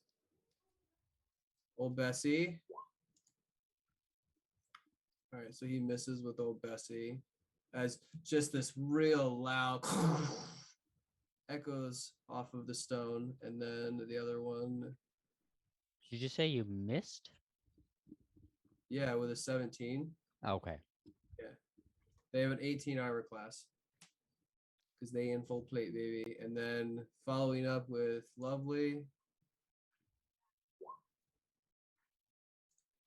Yeah, whatever. Fuck it. He also missed. So fuck. And he is gonna not even bother. Actually, you know what? He will spend the rest of his action to shit. Bonus action. There's nothing to hide behind. So yeah, he's just going to stand there and reload his 2 guns. So that's it. Nocton, you up? Question: which ones are the ones in full plate? These guys, the ones in front with the glaives. The Okay. ones in the back are one has like a shadow sword and the other one has a death spear. Okay. One has a shadow and then the other one is death. I'm gonna immediately sort of like survey and pinpoint the shadow sword. This guy down here. Yeah, and then I'm going to cast heat metal level 2 on his armor. Okay. How close do you need to be for that? 60 feet. All right, we need to move. I thought you wait. I thought you said the front 2 were. Oh, if you're gonna go for the full plate guy on that guy, yeah, you can get that guy. Wait, so sorry. The one with the full plate is not the one with the sword. No. Okay. Well, I'm doing this on a full plate, so one of the 2 in the front. You're doing that guy. Yeah. Go for it. So it just happens, right? Yep. I don't know So why you it says start to con just save. no, it's not a con. It literally just happens. It's like they should Right. That's why I don't know why gotta it figure out how rolled to a way con to save. like balance that spell a little bit. But yeah. So, but anyways, it's concentration, I believe. As you cast this spell to start to cook this man alive, and you can just hear, ah, ah, oh, this is burning. This is burning. 10 fire to that guy. Okay, cool. Yeah, he's even worse. And then I think I'm gonna Nine's just gonna sort of chill around me. That's it for now. Okay. Zilch.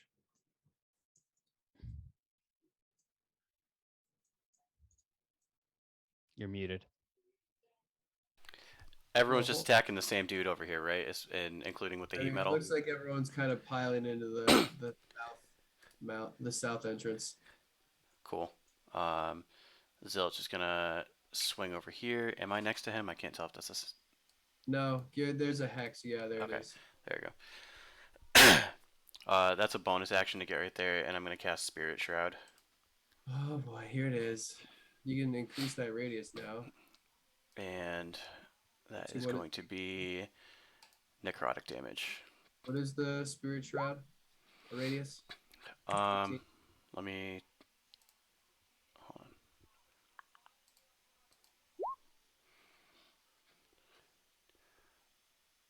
on. Anything within 10 feet of me. Oh, okay. So that's a lot smaller than I thought. Oh, I'm thinking of Spirit Guardians. Totally different thing. Still, pretty good. He's definitely in it. Do I take? Oh, you just get to do extra damage. Yeah, I do extra damage when I hit. Okay, cool, nice. All right, so bonus action to get there. Action to activate your Spirit Shroud as you kind of like just rip both arms to the side as like you like just puff out your chest, and then get into like a stance as all of these. Well, what does it look like? What is the spirits that shroud you? What do they look like? You said they're necrotic. Yeah, it's like ghostly, just astral beings that are just being pulled into this plane, like around me. Yeah, they actually crawl out of the folds of your clothes and come out of your shirt as they are now just like floating lifelessly, eerily around you. Cool. Just echoes of everyone I've ever killed. Just terrifying. Yeah. Yeah, because you have to be fresh source for that. Okay, so it's now Death Spear Lady. She has 30 feet of movement. So look here. 120 feet. No.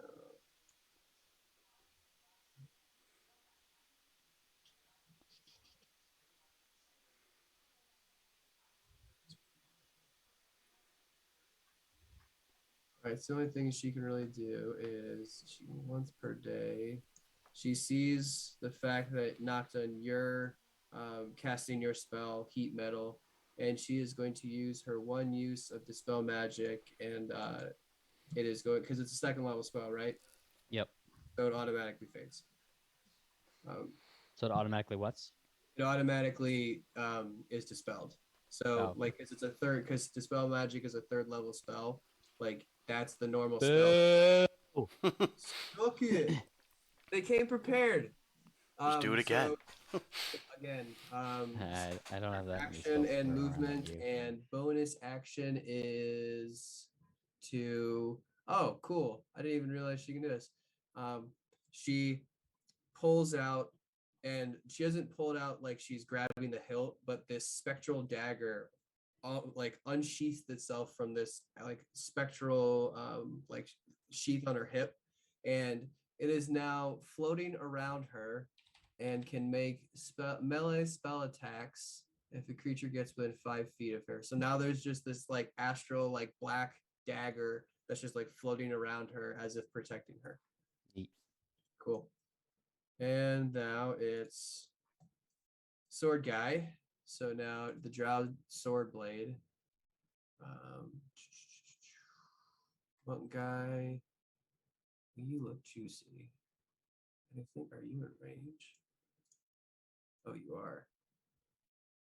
Come play. Okay, so he is going to happily, and again, like this sword just looks as he's waving it through the air. It just kind of sounds like it's like a little like, like it's got a little bit of an echo to it, and he is going to make his 3 attacks at you, Mr. Monk guy. 12 crit, 26. Crit and 26 both hit. Okay, so you take 45 plus 39 necrotic. Wow. Where are you rolling? We can't see it. You can't see it? Why am I... All right, whatever. All right, so it's showing for me. So yeah, the crit is 25 plus an extra 20 for the crit, and then 39 for the second attack. As the first one misses, and then the second one just cuts through you. You feel a slight pinch, and then you look down and you just see the blood starting to pour out, and then like the necrotic energy starting to like eat away at the edges of the cut. It starts to burn. But that's all he's gonna do. So that's his movement and action. Ow. And he just looks at you with just like this sadistic smile on your face. This is gonna be too easy, isn't it? Now it's the Black Guard's turn. So this guy, now being saved, even though his armor is very hot, is no longer killing him, is going to get flanking again on you, Zilch. And since I can't roll that way, and I want you guys to be able to see it, his glaive is a plus 7. So 12. Oh wait, sorry, that wasn't with advantage. 13. No. Okay, it's 2 attacks. 18. No.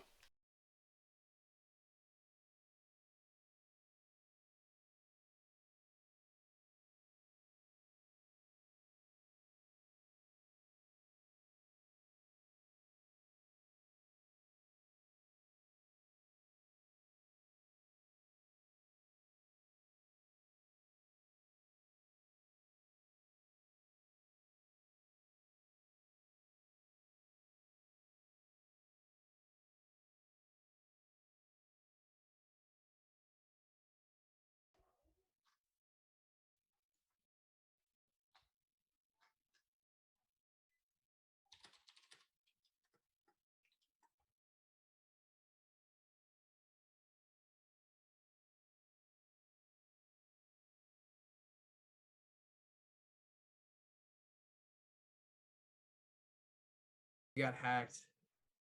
We all came back. What the fuck? I just So- had to log off and log back in. Mine just did it automatically. All right. Utag. All right, give me Two 1 second. attacks. Hold on, sorry. That's fine. I gotta fix the That's stream. roll damage. All right.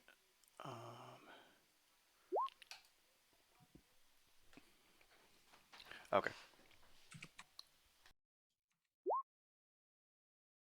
You take 16 points of slashing and necrotic damage.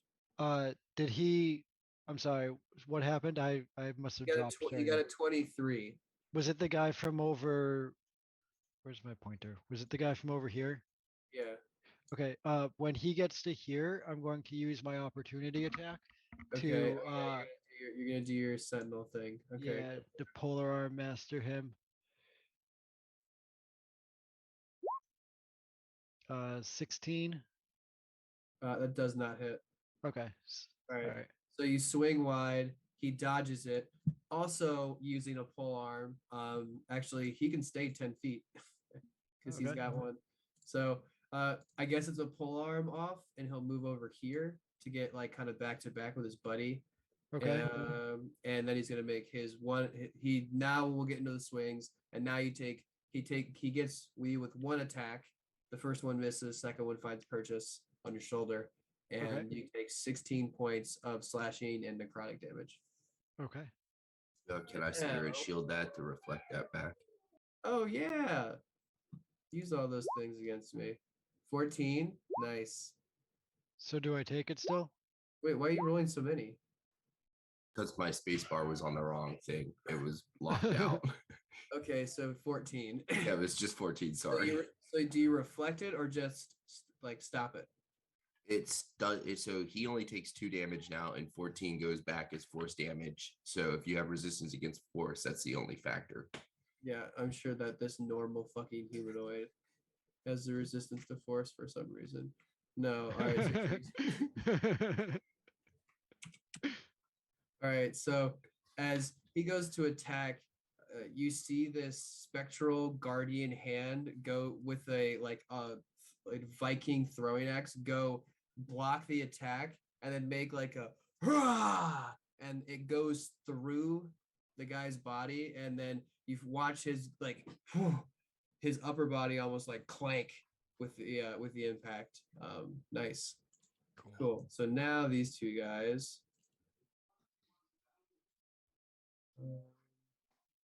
Yeah, they'll sprint right up to Heavy Neck. All right, so Heavy Neck's surrounded. But they had to dash to get there. So it is now top of the round, Sheila. Sheila's gonna yell, "Heavy, are you doing okay?" Oh, I'm doing fucking great. How's it looking over there? I might need a minute. Yeah, don't we all? All right, so Sheila's gonna go up to the dude that's flanking Zilch from behind and just beat him up because she's clearly got the most damage, and she's gonna make her 2 attacks. And I'm gonna do that recklessly. So yellow. Does a 17 hit? You miss on both. On all of them. Get out. As like he's as he's lunging at Zilch, and you miss his head, and you just like angrily come around with one hand and just miss him completely and smash into the ground and cause this huge gash, and then like rip your sword back and get into a stance. Now probably more pissed than ever, I assume. Oh yeah, and then like Sheila's gonna look back and be like, "Heavy, it's gonna be like another minute." What the fuck was that shit? All right, Utag, you're up. Utag is going to step around this guy here to let's put me here and get all of them. And I am going to cast Arms of Hatter. Arms of Hadar. Arms of Hadar. So they must all make strength saves of 14 or take 8 necrotic damage. Hold on. It's a 10. Is that a 10 diameter sphere? Yes. Okay, so it's 5-foot radius. All right, so you only get one technically. If it's a 10-foot diameter sphere, All creatures within 10 feet of me. So it's that's a 10-foot radius. 10. Yeah, 10-foot radius. Okay, that will get them. All right, yeah, boom. Now what? Saves? Yeah, Roll they need to twice. make saves. Right. Zilch and Sheila also need to make them. Okay.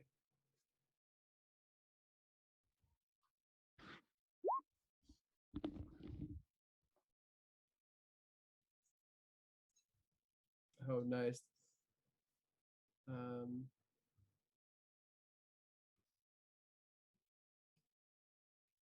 It's a strength save, so it's nice. They have a +4.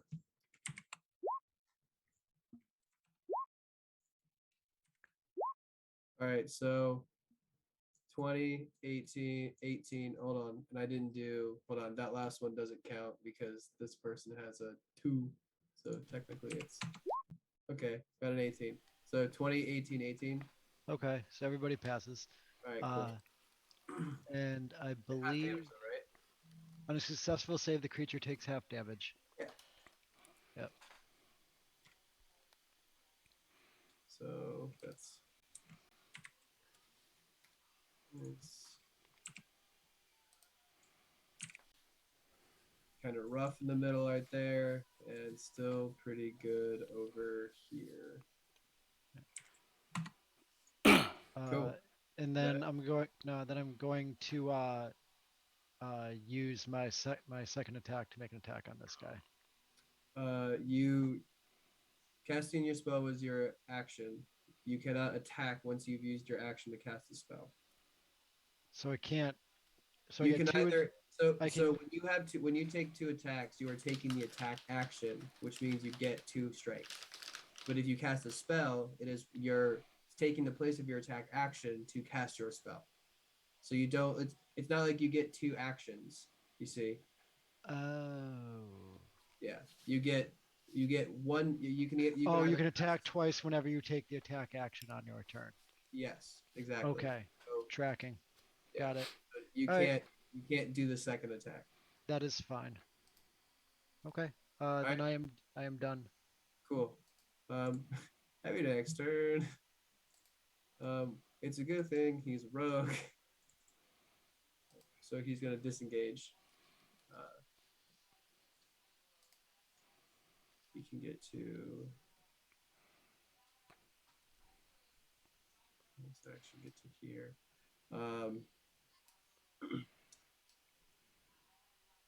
He. Well, shit. If he's that far away, fuck. He might as well attack. He's gonna take opportunity attacks. Whatever. No, he disengaged. Sorry, he's not gonna take anything. So he sheathes both guns, takes Goldie off of his neck, and throws the hook over the end of the other side of the stone. Pulls himself up onto the ledge quickly, rolls onto his back up to his knees, gets Goldie, put it back over his neck, and then just like runs down this stone and is pulling out both scimitars, trying to figure out what his next move is. But that's all he's gonna do. Nocton. You're a little more slippery than I expected, so I had to think for a second. Yeah, he's a rogue, so I can always kind of just like dip out if I need to. Can I see this guy over here doing anything? Yeah, this gal is the one who dispelled your magic. Yeah, I'm gonna immediately shoot at her twice. Go for it. Um, Drow Inquisitor has a 16 armor class with her breastplate. Yeah, that's not gonna be an issue. So wait, 25 plus Oops, 2. did not mean to roll 3. Sorry. So 25 plus 2 and 16 plus 2. So Yes, but both absolutely fucking hit. 8 piercing and 10 piercing. So 18. Nice.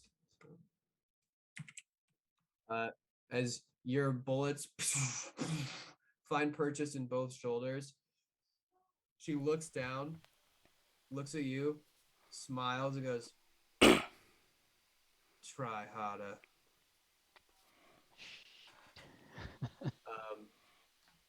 Now you got anybody? And then I'm gonna run sort of over to Run. No, I'm gonna Tactically retreat. I'm gonna run over to the edge towards where I believe Heavy Neck is heading.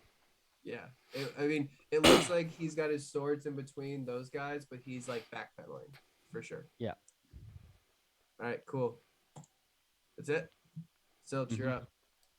All right. Looking good over there. Zilchi's going after Shadow Blade guy. Yes. First hit. Atra, technically. First hit, go for it. 21 to hit. That hits. 17 is the armor class.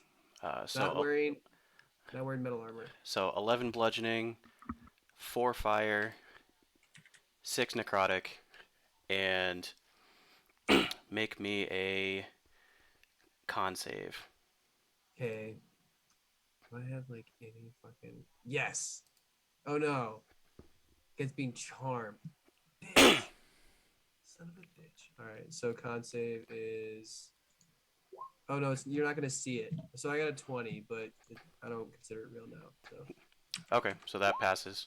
it doesn't matter. I got 21 on the reroll, so yeah, he's fine. He's not stunned. All right, so we're gonna do my second hit with my left hand. And it hits. And it hits. So 9 bludgeoning, 4 cold, 7 necrotic, and yep, and make another con save. I got a 16, so I believe that fails. That does fail. Yeah. Crack! Get him right on the nose, and you watch him stumble back. He still is holding his sword, but he is now like dazed. His eyes are closed and fluttering, and he's like trying to straighten out. All the blood is now pouring out from in front. Yeah, he's stunned. Beautiful. Now Zilch is going to turn around and hit this guy in the middle here for that's a 24 to hit. Yeah, that heats. With bludgeoning and 9 bludgeoning, 4 fire, 3 necrotic. So 16. 16 in total. Oh, he's looking rough after that. And I'll just do another hit. I'm not even gonna bother with a stun. Yeah, he's dropped to 1 knee after that last strike. 16. 16. Not hit. Does with advantage. It was 16 and 12, but what I'm gonna do is I'm gonna do focused aim. So hold on a second. I'm gonna spend a key point to increase it by 2. Oh, okay. Which makes it an 18. Yeah, it hits. I'll take a key point for that. So 11 bludgeoning, 4 cold, he's dead. And 8 necrotic. He drops to 1 knee, and you just come right over the back of the neck and just whoosh, and you can feel the vertebrae collapse and break. And then you watch his head tilt and snap and then fall to the ground, dead. Homie is dead. Anger issues much? Rightfully so. Oh, I truly earned. It's truly earned. All right, Zilch, I believe that's everything. Correct? That's my turn. Yeah. That's a great turn.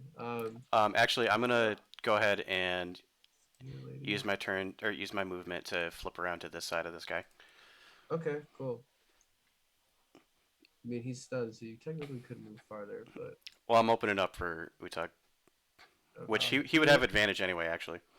You were better off staying where you were. He Polar does not mass. say it out loud. Yeah, it does not. For next time. And we'll save it for next time. Yeah. All right, so let's say here, Death Spear Lady, Inquisitor. So use that.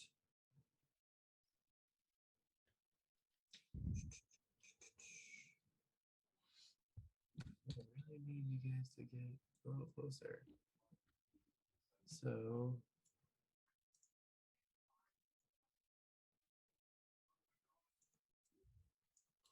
she is going to dash forward, and it looks like her staff is starting to smolder in this purple arcane energy that's like concentrating at the top, where it's almost like a tuning fork where it splits into two stabbing points.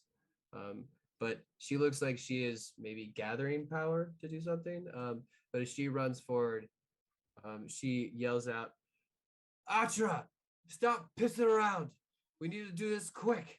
The guards might actually be fucking coming.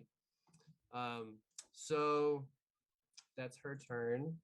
It is now Poopy Stick, who's stunned. He can't do anything. Now it's Blackguard's turn. Okay, so congratulations, Heavy Neck. You only delayed the inevitable. So these two guys are gonna run up and make their 2 attacks at Heavy Neck. Yes. And yes. With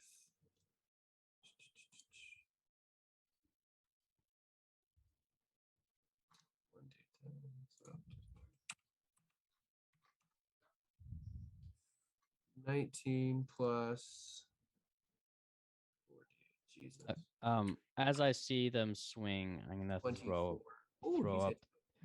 throw up Psionic shield. psionic shield. Yeah. Yeah. How much can you block?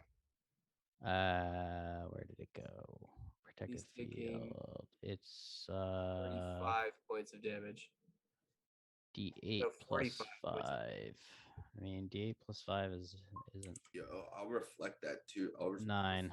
I think you already used your reaction. You haven't gotten it back yet. Oh, What, 4? 9. Oh, 9. Cool. Yeah. Cool. That's better. That's better. So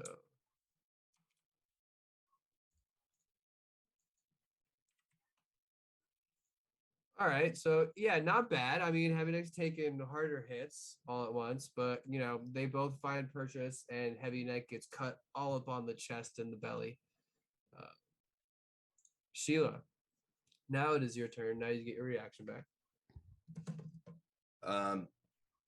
after Zilch just slams that guy into the ground, I'm just gonna turn around and slam the guy that's trying to flank me. Yeah, this guy, go for it. Mhm. So I'm just gonna do that reckless. So a 21 better hit Mm-hmm. both times. Yes, both hit. All right, so that is 35 damage. Oh, sorry, I didn't have this guy go on with like the guards, but we'll go after him after you're done. How much All right, damage? 35. Okay, so he's still up, but not with a lot. Nice. All right, so this blackguard is there, is going to shit. Yeah, it's just gonna get here with you, Sheila, and it's gonna make 2 attack. It's gonna make their 2 attacks at you. And I forgot that they have a bonus action attack that they could do it too.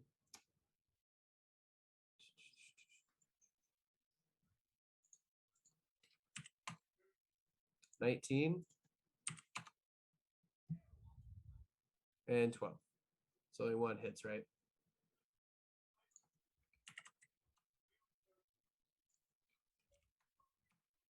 All right, so you take 6 plus 9 because the 9 is necrotic. So you take that, it's full. So 15 points all in damage. And then bonus action, can you make, this is so stupid. Can you make a con saving throw? Who? Sheila. No fucking way, really? Yeah. as you as like Hold on. I'm gonna use Flash of Genius. does Psionic use your reaction? Um, And one Flash of moment. Genius I know uses your reaction. Does it? Okay, maybe I can't. Let's see. Because you're kind of during this you're kind of busy like keeping Yeah, it heavy does use neck my in. reaction. Yeah, you're right. Yeah, so you can't do Yeah. both, unfortunately. That's fine. So No, I was saying sorry to Sheila, not you. oh yes.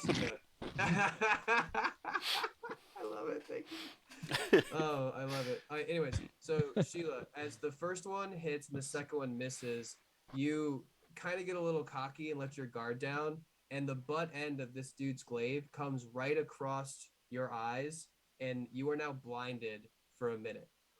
You can repeat this at the end of each of your turns, but you are now considered blind as there is a cut that goes right across your eyes that like is over your eyelids, over the bridge of your nose, and you are now completely blind.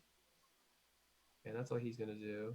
Which would have changed your attacks, but whatever. We'll just let it happen. So Sheila, you went. Now Utag, you're up. Um, Utag is gonna take a step back as if he's like about to step away from the group, and Mhm. he's going to reach out and make an attack on this person here. Okay. With What does your Harms of Hadar do? I don't think I did the right thing. No, they all saved. yeah, they all saved, Okay, yeah. so it didn't matter. Good. So 24 to hit. You have advantage. He's Uh, stunned. roll for a crit. Yeah. Yeah, it does. Still hits. Yep. So 6 piercing. Okay. Still up. So I'm going to then running long jump to here. Finish up my movement next to heavy neck and make an Shit. attack on this person here. Hold on. I'm just. That's a fucking leap. Holy shit. Yeah. What the fuck? So How do you, I how do you do that? so Like, I move to here, right?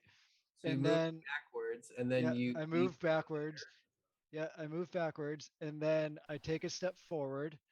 I use my what is it here? Like you need like a So I have remarkable athlete from my fighter feat or Okay. from my fighter class, and then I go into athlete from my class feature and trait, which Oh my allows me god. to double that. And then my jump originally is 30 or 20 feet. And so you add those all together, and I end up being able to jump 45.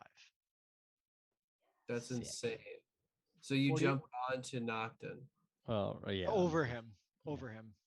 I Yeah. mean, you're literally on him. Where'd you start? So I started here. Well, it just changes Yeah. the angle that he Yeah. starts So at. I just changed the angle that I do it so I can just jump high enough. Yeah. Here or wherever we need to go. And then I finish my movement, my 40 feet of movement to here. All right, that's That's insane. fucking wild. That's Yeah. insane. Yeah. Sick. I don't know what forum you found this build on, but it's strong. And then I'm going to make my second attack on this one here. Okay. With a 19. That it just hits. Or not just hits. That's one above hitting. 5 piercing. Yeah, I mean these guys haven't been hit yet, so they're still pretty beefy. So Yep. And then I'm going to hold my reaction instead of making my my polearm master attack on him. God, I like need to visualize what a 45-foot jump looks like, and the fact that somebody can do it with a 10-foot run up, like Also with a pole arm in their hand. In plate mail. in plate armor. That's like that's what like I always want to look into it to make sure that you're doing it right, but like that's Yeah. ridiculous. He probably Yeah, uses the I'll- pole arm as like a pole vault. I'll That's send what you the, that's what I was starting to assume. But yeah, that's what I was thinking happens too. okay, so that is your turn. It is now Heavy Neck's turn. Heavy Neck looks over. The fact that you got over just looks at you and goes, It's good to fucking see you. Little help, and he is going to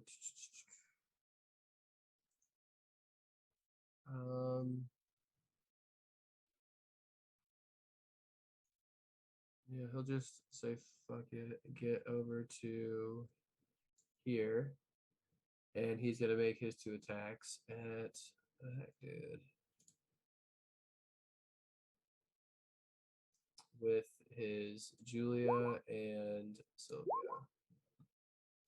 So those both hit. Does he get sneak attack? Am I really just being this dumb? Yeah, I'm fine. I get sneak attack. So first one is 28 points of slashing damage.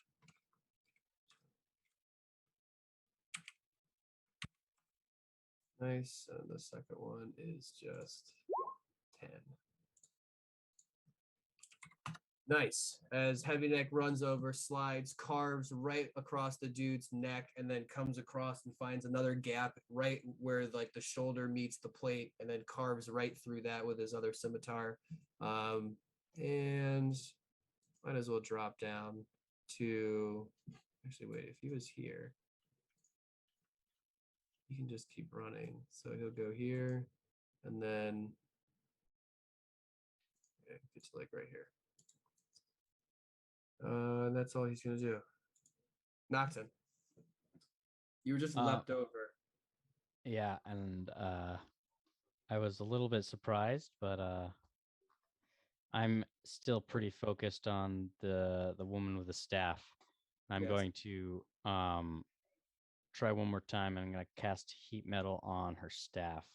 Okay. So it works. She has to pass a DC 17 con save. Okay.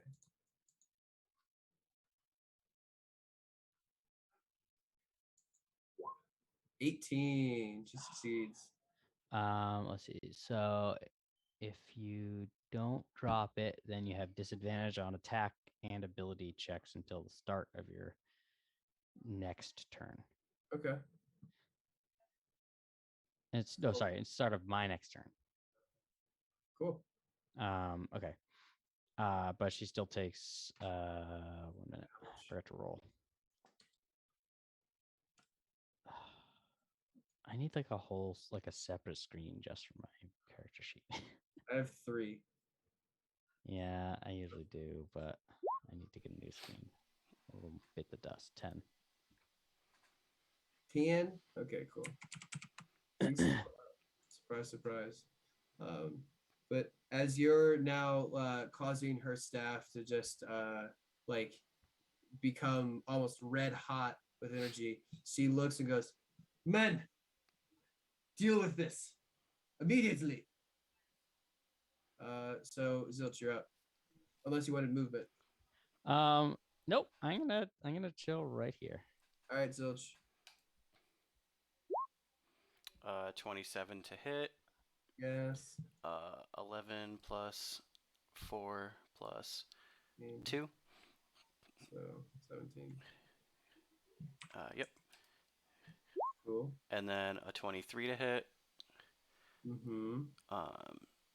7 plus 4 plus 7, so 18. And then make me a con save. Don't worry, babe. I'm getting there.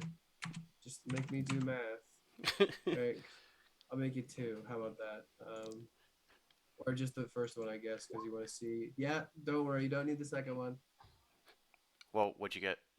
14. Go, Nice. yeah, because it doesn't fucking show you. Sorry. Yep. Yeah, I got a 14. All right, stunned again until the next turn. Should have re-rolled. Would I have fucking done it? And let me go ahead and use another. Oh, meant to be.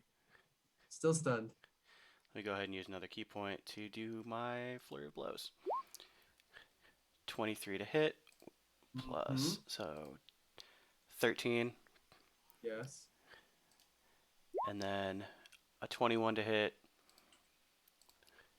Yes. 12. Plus 12. Nice. So, so you are working this dude. Just Is he you're bloody at like, least? oh yeah, I mean he's not bloodied, but you're like every once in a while you're just sneaking in and you're like, oh, the nose is open again, and like right as like he's starting to like get his eyes are open, you just like whack right back on the face again, and you can see him recoil from the force, and it just starts blood start pouring out again, and he's now just trying to deal with all like he's like almost in like it's almost drinking his own blood because it started to pour into his mouth. He's like spitting it out. But yeah, he's still stunned. All right. And you're definitely doing some damage. I'll stay right here. Cool. Staff lady. So attacks are at disadvantage, correct? And ability checks, yeah. Yeah. So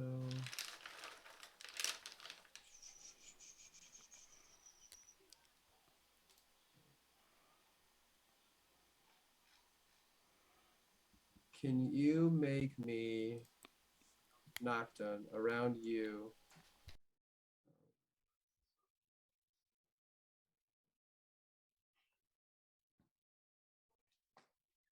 Oh, there's no save. She's just gonna make it. Cool. So she's gonna make, what is it? 20-foot radius cube. So I believe that takes up, yeah. So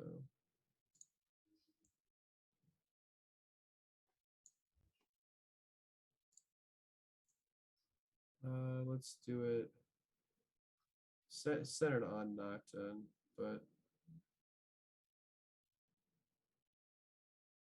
yeah, she might as well get both. So Nocturne, you watch her like shakily hold on to this red hot fucking staff. I almost said shafts. And you watch it glow purple and then pulse as you go to shift your weight to brace for whatever impact is going to happen, and your foot slides across the stone and you don't hear anything. You shift your weight again and you don't even hear like the fabric of your shirt. You look over, Utag is kind of like looking down for a second, and he can like just briefly like see that he's not making any sound either, and she has cast silence on that area to prevent you from doing any other shit you're gonna do. But that is concentration. So Oh, I had to roll for my heat metal. no, it's just like while in that bubble, if you were going to cast another spell and it had a verbal component, you could not do it. Understood. She's just preventing you from doing some other stupid shit she's gonna have to deal with. But she's still, your heat metal is still absolutely up. And then she is going to step in to you, Nocturne. Yeah, she'll get right here. She will like you can hear her footsteps coming up, and then she walks into this invisible barrier, and then immediately there's silence. She's staring you down, Nocturne, and that's all she's gonna do. Stony Baloney, well not, or sorry, Stundy, or I don't know, come up with a rhyme. He's stunned. He's not doing anything.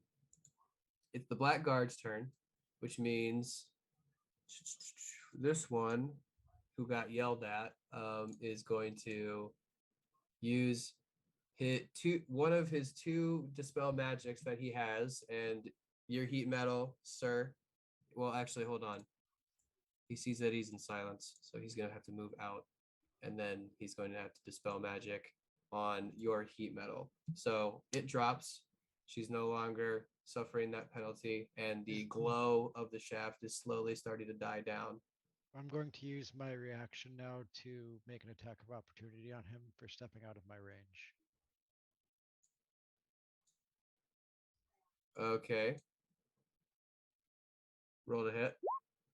19. Okay, that hits. 10 piercing, and his speed is 0. Okay, that's fine. He'll still do it. It's just his speed is 0, and he takes 10 pierce. Well, if his speed is 0, can he get out of the silence? That's a good point. Speed is 0. No, he would not be able to. All right, so he goes to cast it. He fails.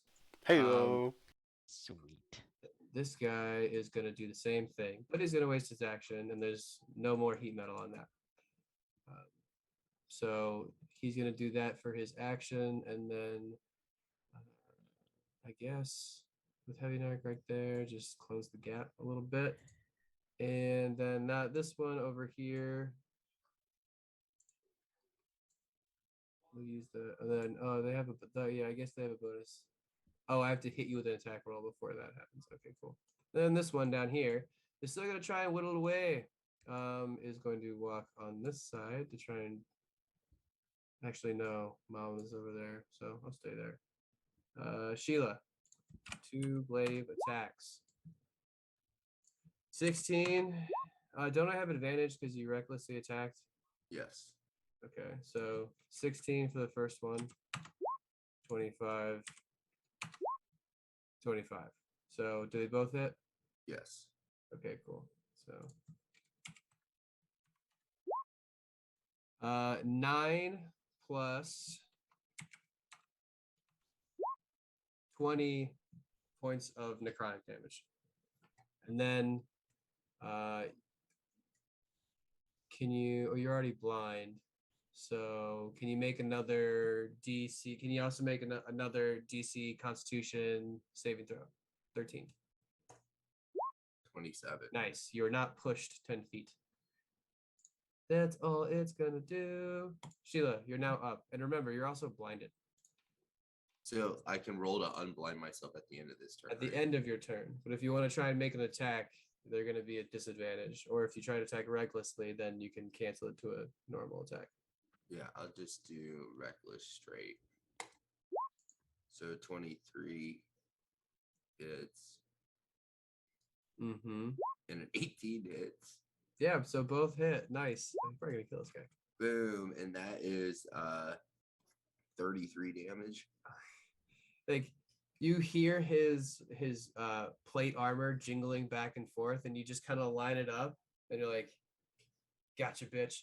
And you take one step forward and lunge, and then just like go,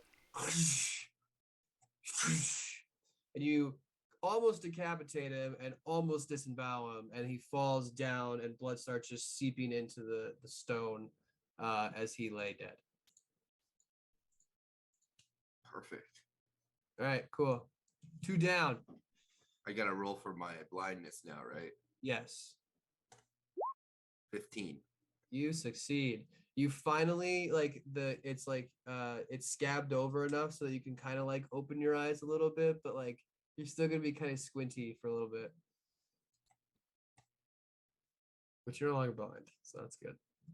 It is now Superman Utag's turn.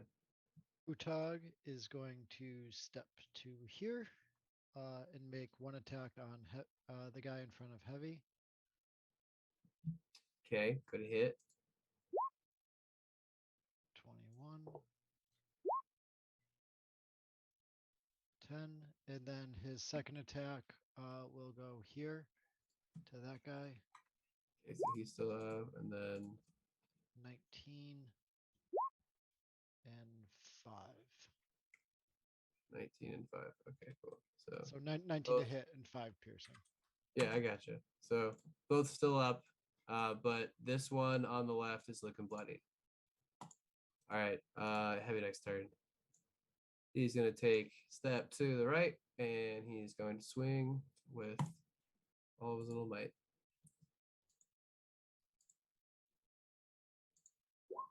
14, he's going to miss. 26 follows up. Does he get advantage on it because I'm flanking with my reach? I think flanking you have to be within 5 feet of somebody. Okay. I don't think a creature with reach, even like. Okay. Let me look up, because I don't even think flanking is like an official rule. Yeah, it's when an ally is within 5 feet. So you can't get, like, if you're at length, you can't get an opportunity, or you can't get advantage. But doesn't matter. He got his second attack with 26, and with 33 points of damage. He just cuts this dude's leg completely clean, right, like from behind, and the knee cap protector just kind of like skates across the stone. Take fucking that, and he's dead.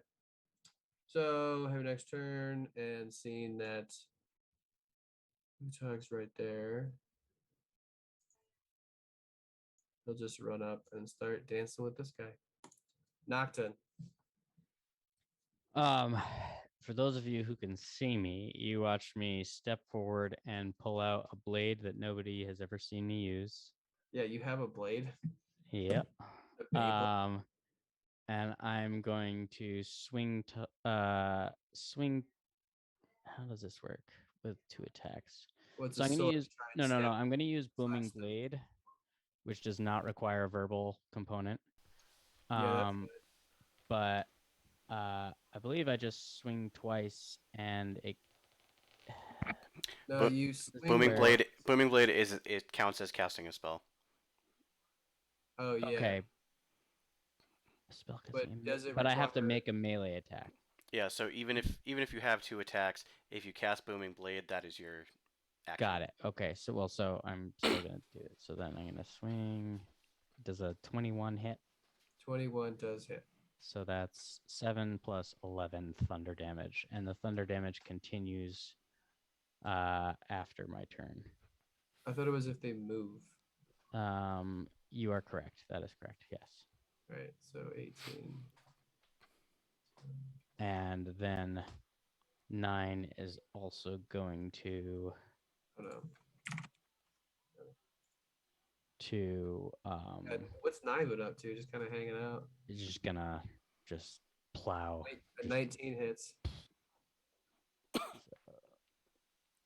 Another 7 force damage. Key. Ooh.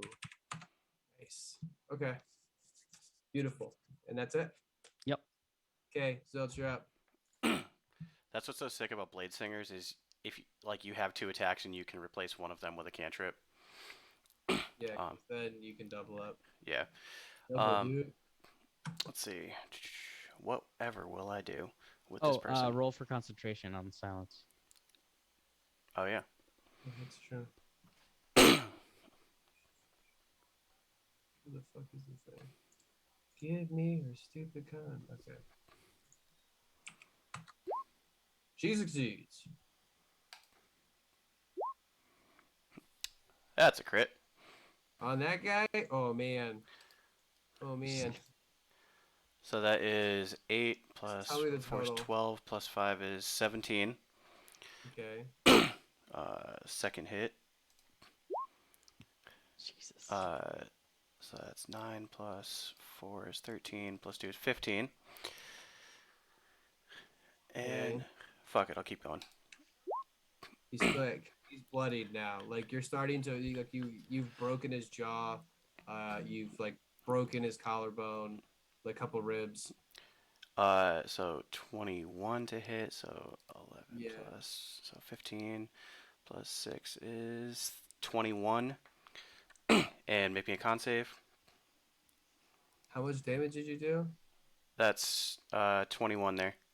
Yeah, he's dead. Oh, okay, sick. Like you give me a con save. Yeah. you look at him. Give me a con save, bitch. Yeah, you look at him and just kind of like give him the non-verbal like make a con save, and he just kind of like tilts backwards and just falls completely unconscious. Well, not unconscious. Dude's dead because you were not being nice about it. So Cool. Can I pick up his sword as a free action? let me see if it exists while he is the thing.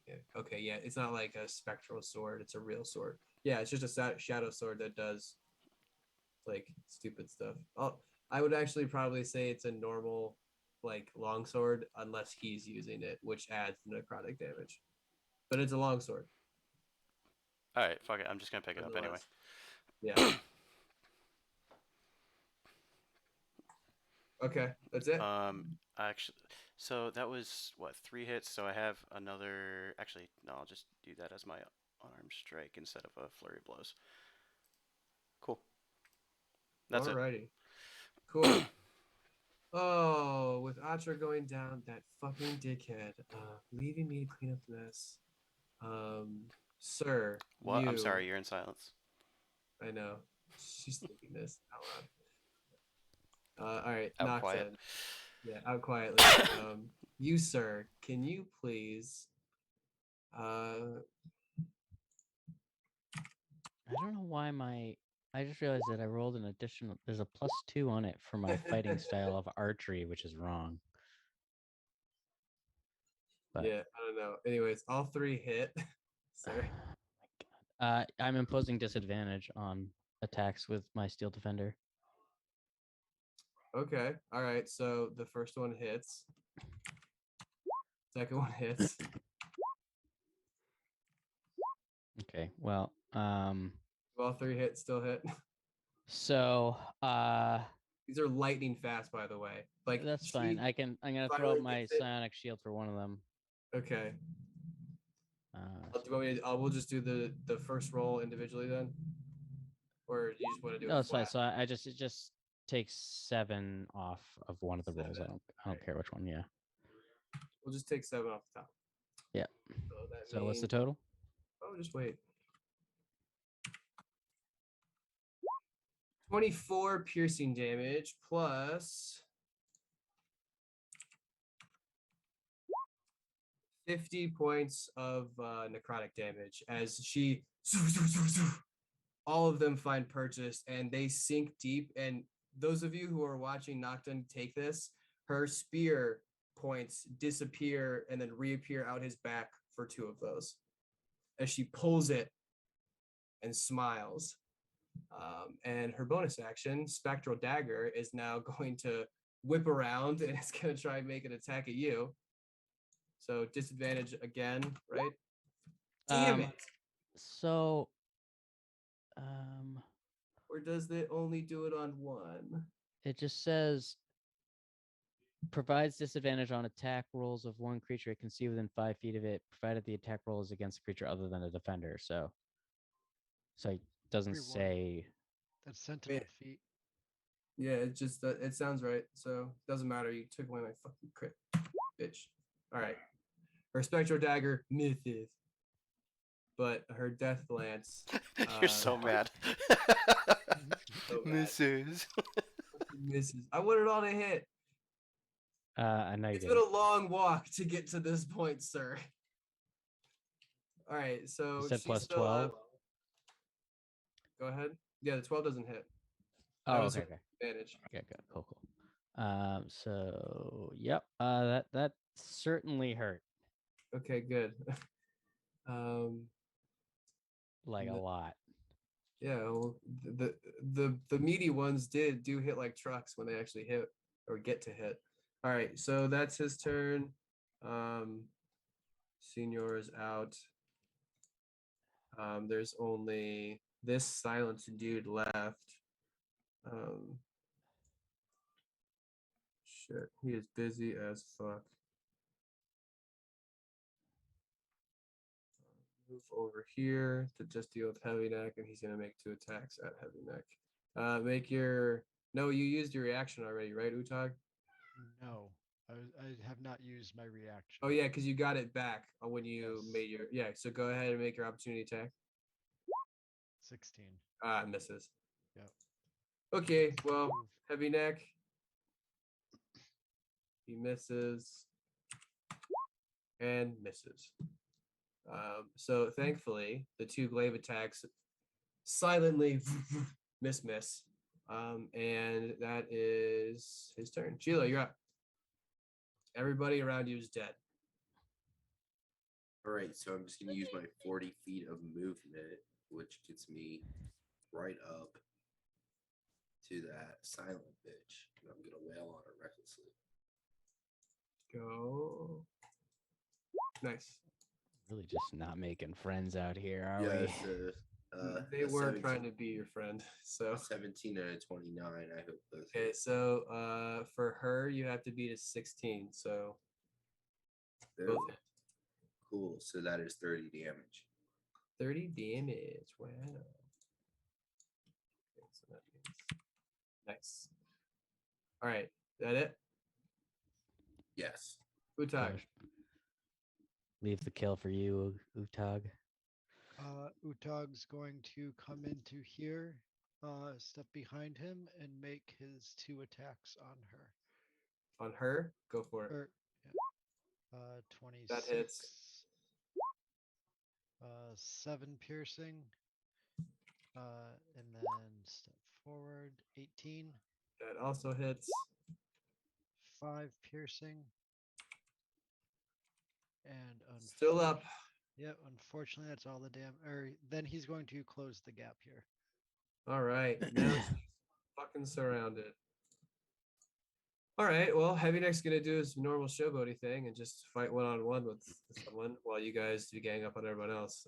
So this guy is gonna get 2 attacks. One with that, and this one with follow-up misses. So Oh, roll for concentration. oh, yeah, for silence. True. What is it? I think it's a +3. Hold on. Well, you Okay. succeeded with a 12 before, so whatever Yeah. that means. Okay. It's a +2. So. Oh, silence fades. You guys can all hear your farts. Well, you can hopefully hear this guy die. So hold on. What's 8 plus? That's 30. Okay, no, still up.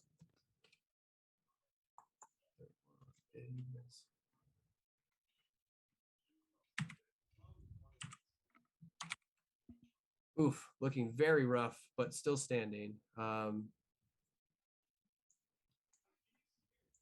done. Is she bloodied? Like, is she? Not I- yet, but I mean, she's I- looking rough. Like she is not currently bloodied. But she probably will be in the next round, based upon you guys' damage output. Okay.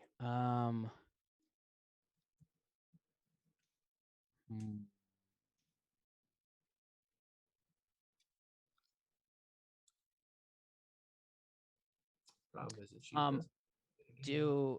Would I have noticed any sections of this bridge that are particularly large and loose? Roll perception check. I can do that. That is ridiculous. No. How is that even possible? Did I just? Unfortunately, this bridge looks fairly sturdy. So Hold on a second. What did I roll? No. I made a perception check. I'm supposed to win this. No, it says it right here in the script. Nocturne succeeds in his perception. I have an 11.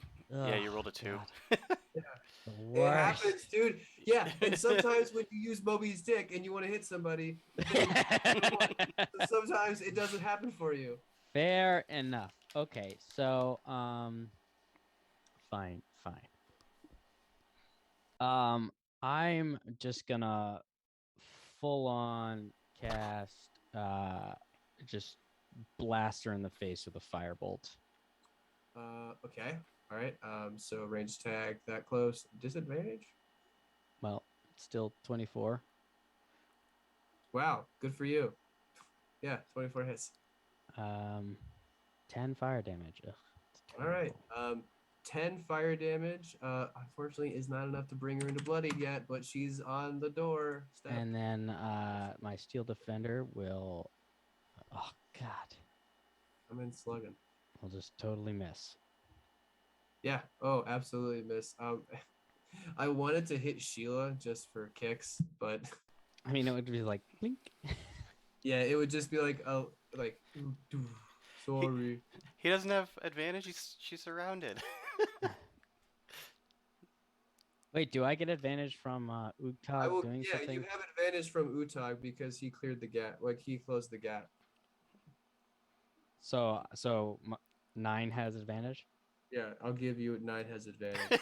Amazing. So then you take another 4 force damage. Well, no, you have to make another attack. It shows both attacks there, so it would be. It shows both, 22. yeah. 5 and 22 rolls twice. Oh, okay, all right, yeah. So she takes how much? 4. 4. All right, so My math is probably it's an approximation, but she may be bloodied now. All that Okay. for just some blood. I mean, running away would probably be disastrous for me. So Yeah, you no. Please give me that opportunity attack. no, absolutely not. I should have done Chaos Bolt though instead. Anyways, yeah, that's gonna be it for me. All right, Nocturne, how are you looking? I have 22 hit points remaining So you out look of really 95. rough. Okay, cool. So not great.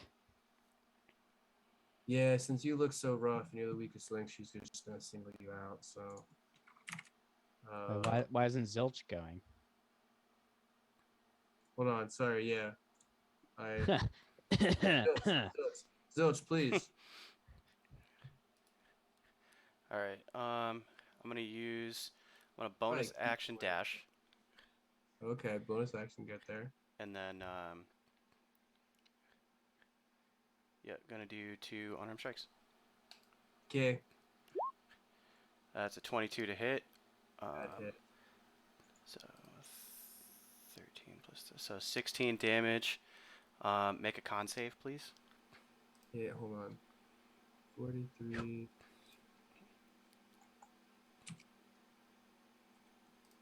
And then con save for her is 2 again.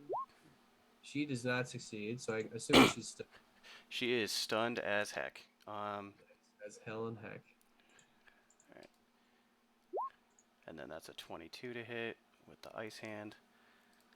So 13 plus 2 is 15. Oh man, this chick is rough after that. Definitely like she's getting to the point where she's got both hands on her spear and like her knees are starting to buckle in. Just like 5 people just wailing on her. Yeah, well, she definitely thought that the Blackguard were gonna last a little bit longer. Stun. Miscalculation on her part. But it is Her part, huh? So Can I actually use the rest of my movement here?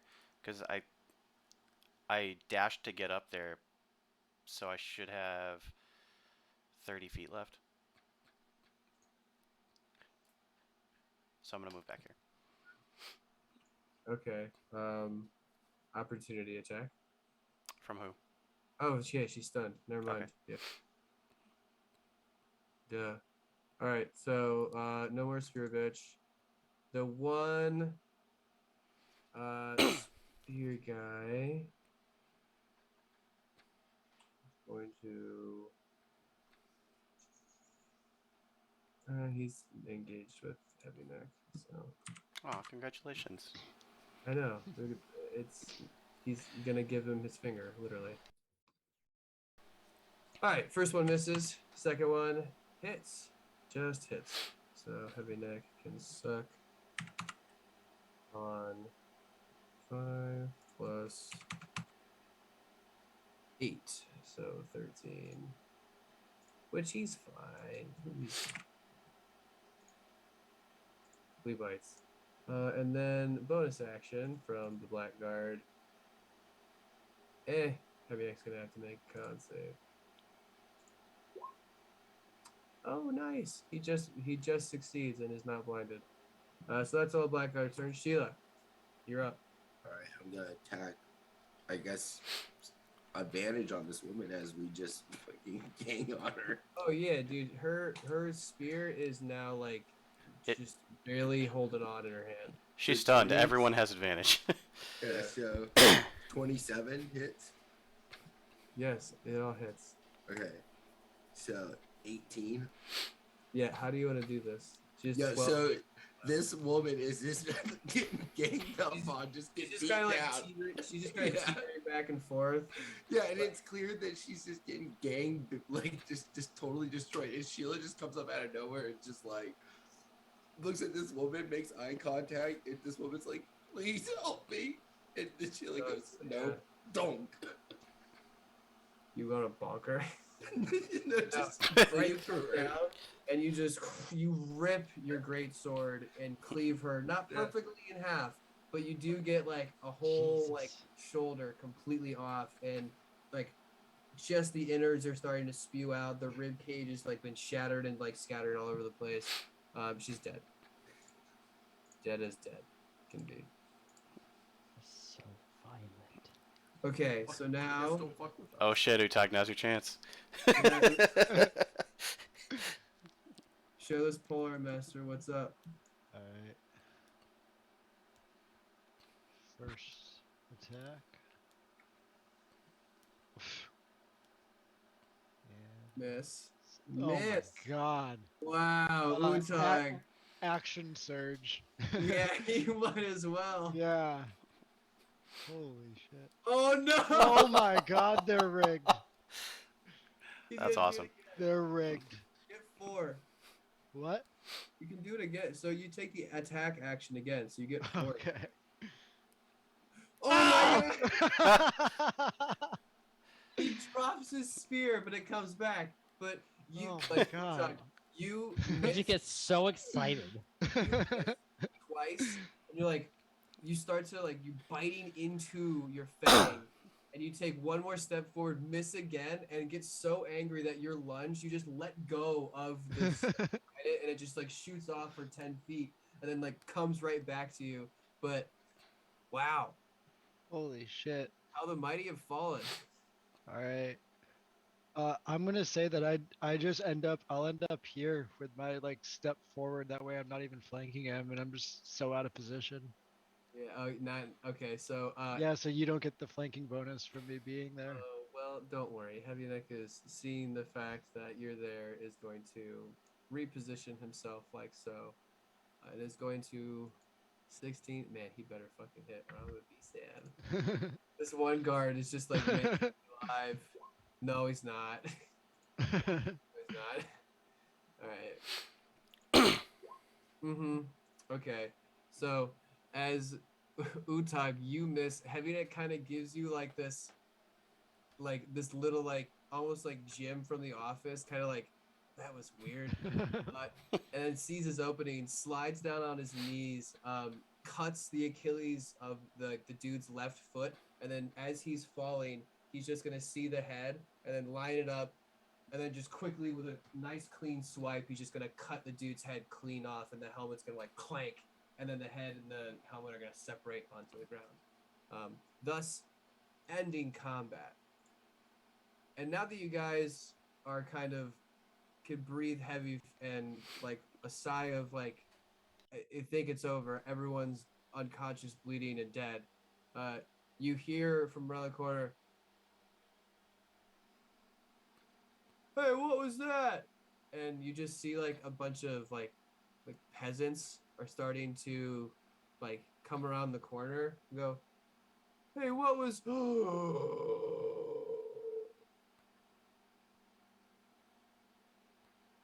Those people killed them. Murderers! Guards! And they're gonna run around the corner, and you're gonna hear this guy like kind of like screaming for the guards, looking for someone to come like deal with whatever mess is right here. Heavy Neck's going to look at the rest of the group and go, "I suggest we leave." Yeah, let's get out. You wanna go?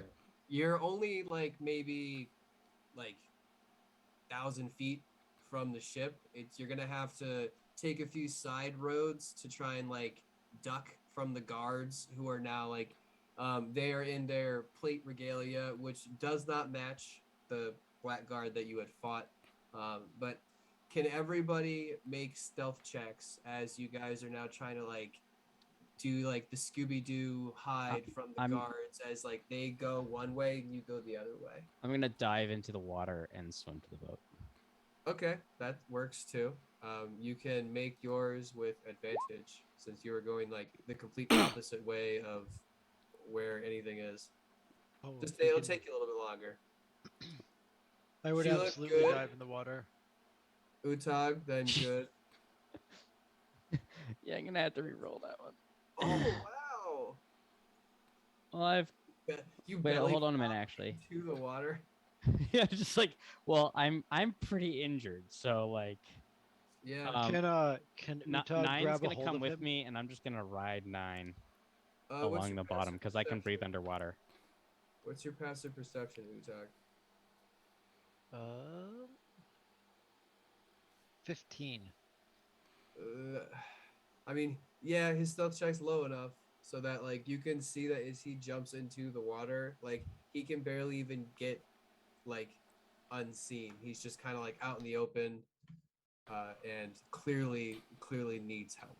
Yeah, I would grab a hold of him and get him out of there as best as I could. All right. So the fun thing about Utag when he's in the water and he's swimming, he's not actually swimming. The spear is like pulling him like a fucking four-dimensional object as it like pushes and pulls him around in the water. Amazing. Can you breathe underwater, Utag? I Yes. sure can. Amazing. He looks in full plate. Even he looks. I'm in very comfortable. half plate. Yeah, he looks very comfortable in the water. But with those rolls, yeah, hold on. Let's just for funsies. Yeah, How did Sheila roll a 27 stealth? I don't know. What is your?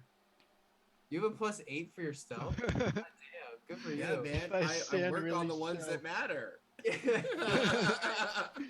So you guys are able to avoid the authorities who come in, and those of you who have stuck close by, those of you who didn't jump in the water, can overhear the authorities going, "Oh man, what the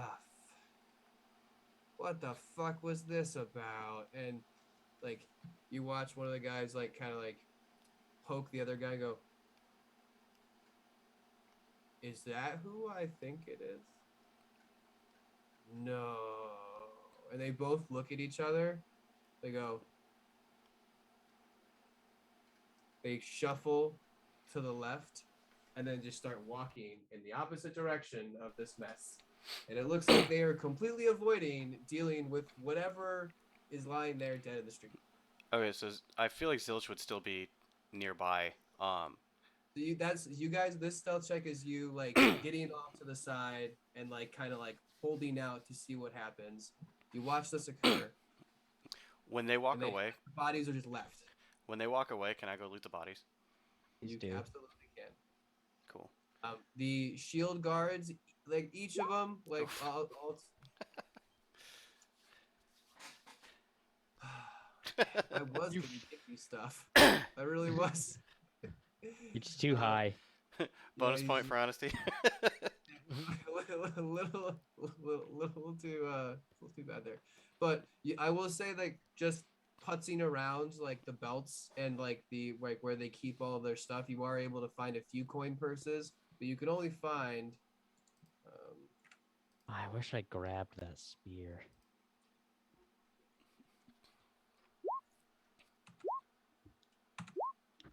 So you get 20, 32, 40, no, 34.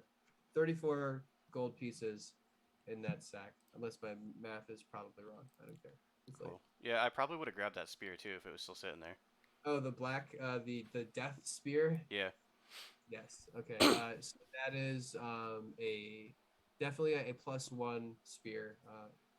It like the magic that was doing all the necrotic damage. It is linked to the person. So Okay. So it's just a but +1 spear now. definitely a very like gnarly like precision killing instrument spear. Like this Sick. thing was like, I mean, it must have seen like a good amount of battles. It's seen some wear and tear. Sick. I guess once I grab that, I'll just jump over the side and then like kind of fly, a couple feet above the water. Okay, you can Until we get to the boat. glide on out. Yeah. Nice. Yep. So as you loot the bodies, Heavy Neck, he'll follow. He'll do his investigation. As you fly away to see. No, he does not great. He's kind of busy being like, oh shit, we need to get to the ship. We need to get to the ship. And like as everyone else is gonna come like start to walk over to the dab, he's like, no, we need to leave. And he tarmac guides you guys down some alleyways so that you guys can get onto the ship. Hastily, you can all reconvene. The people who swam, because the other guys stuck around, I'll say you guys actually make around the same time. So now that you guys are all on the ship, Heavy Neck's gonna go, yeah, we leave, yeah? We just leave? This is a good time to leave.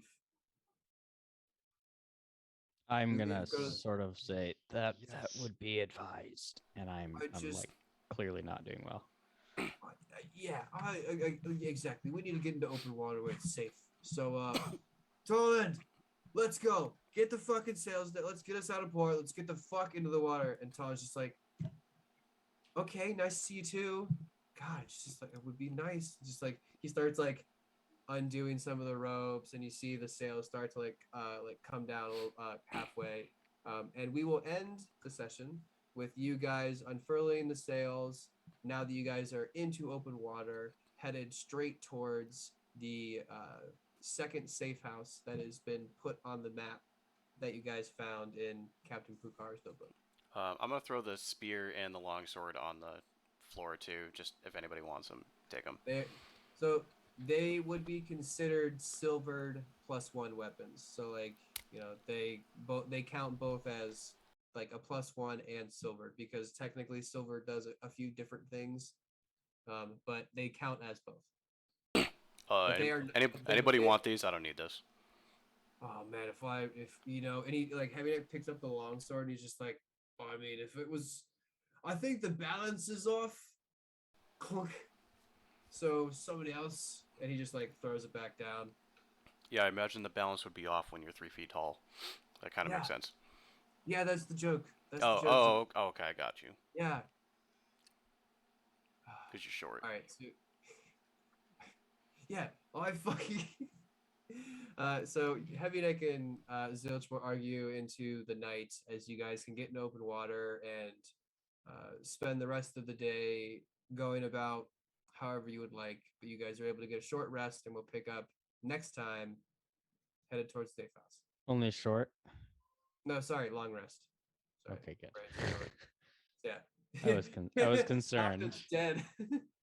All right, but either way, thank you everybody for who is still tuned in. I know it's super late and I do this all the time, but what can I say? I like playing D&D, so suck it. We never do this. Thank you, all of my players. It's been a lot of fun, and we will see you. I don't think we have enough people to do tomorrow's session, so we'll probably pick up next week on Wednesday, same time, same gorgeous place. So, thanks, guys. Peace.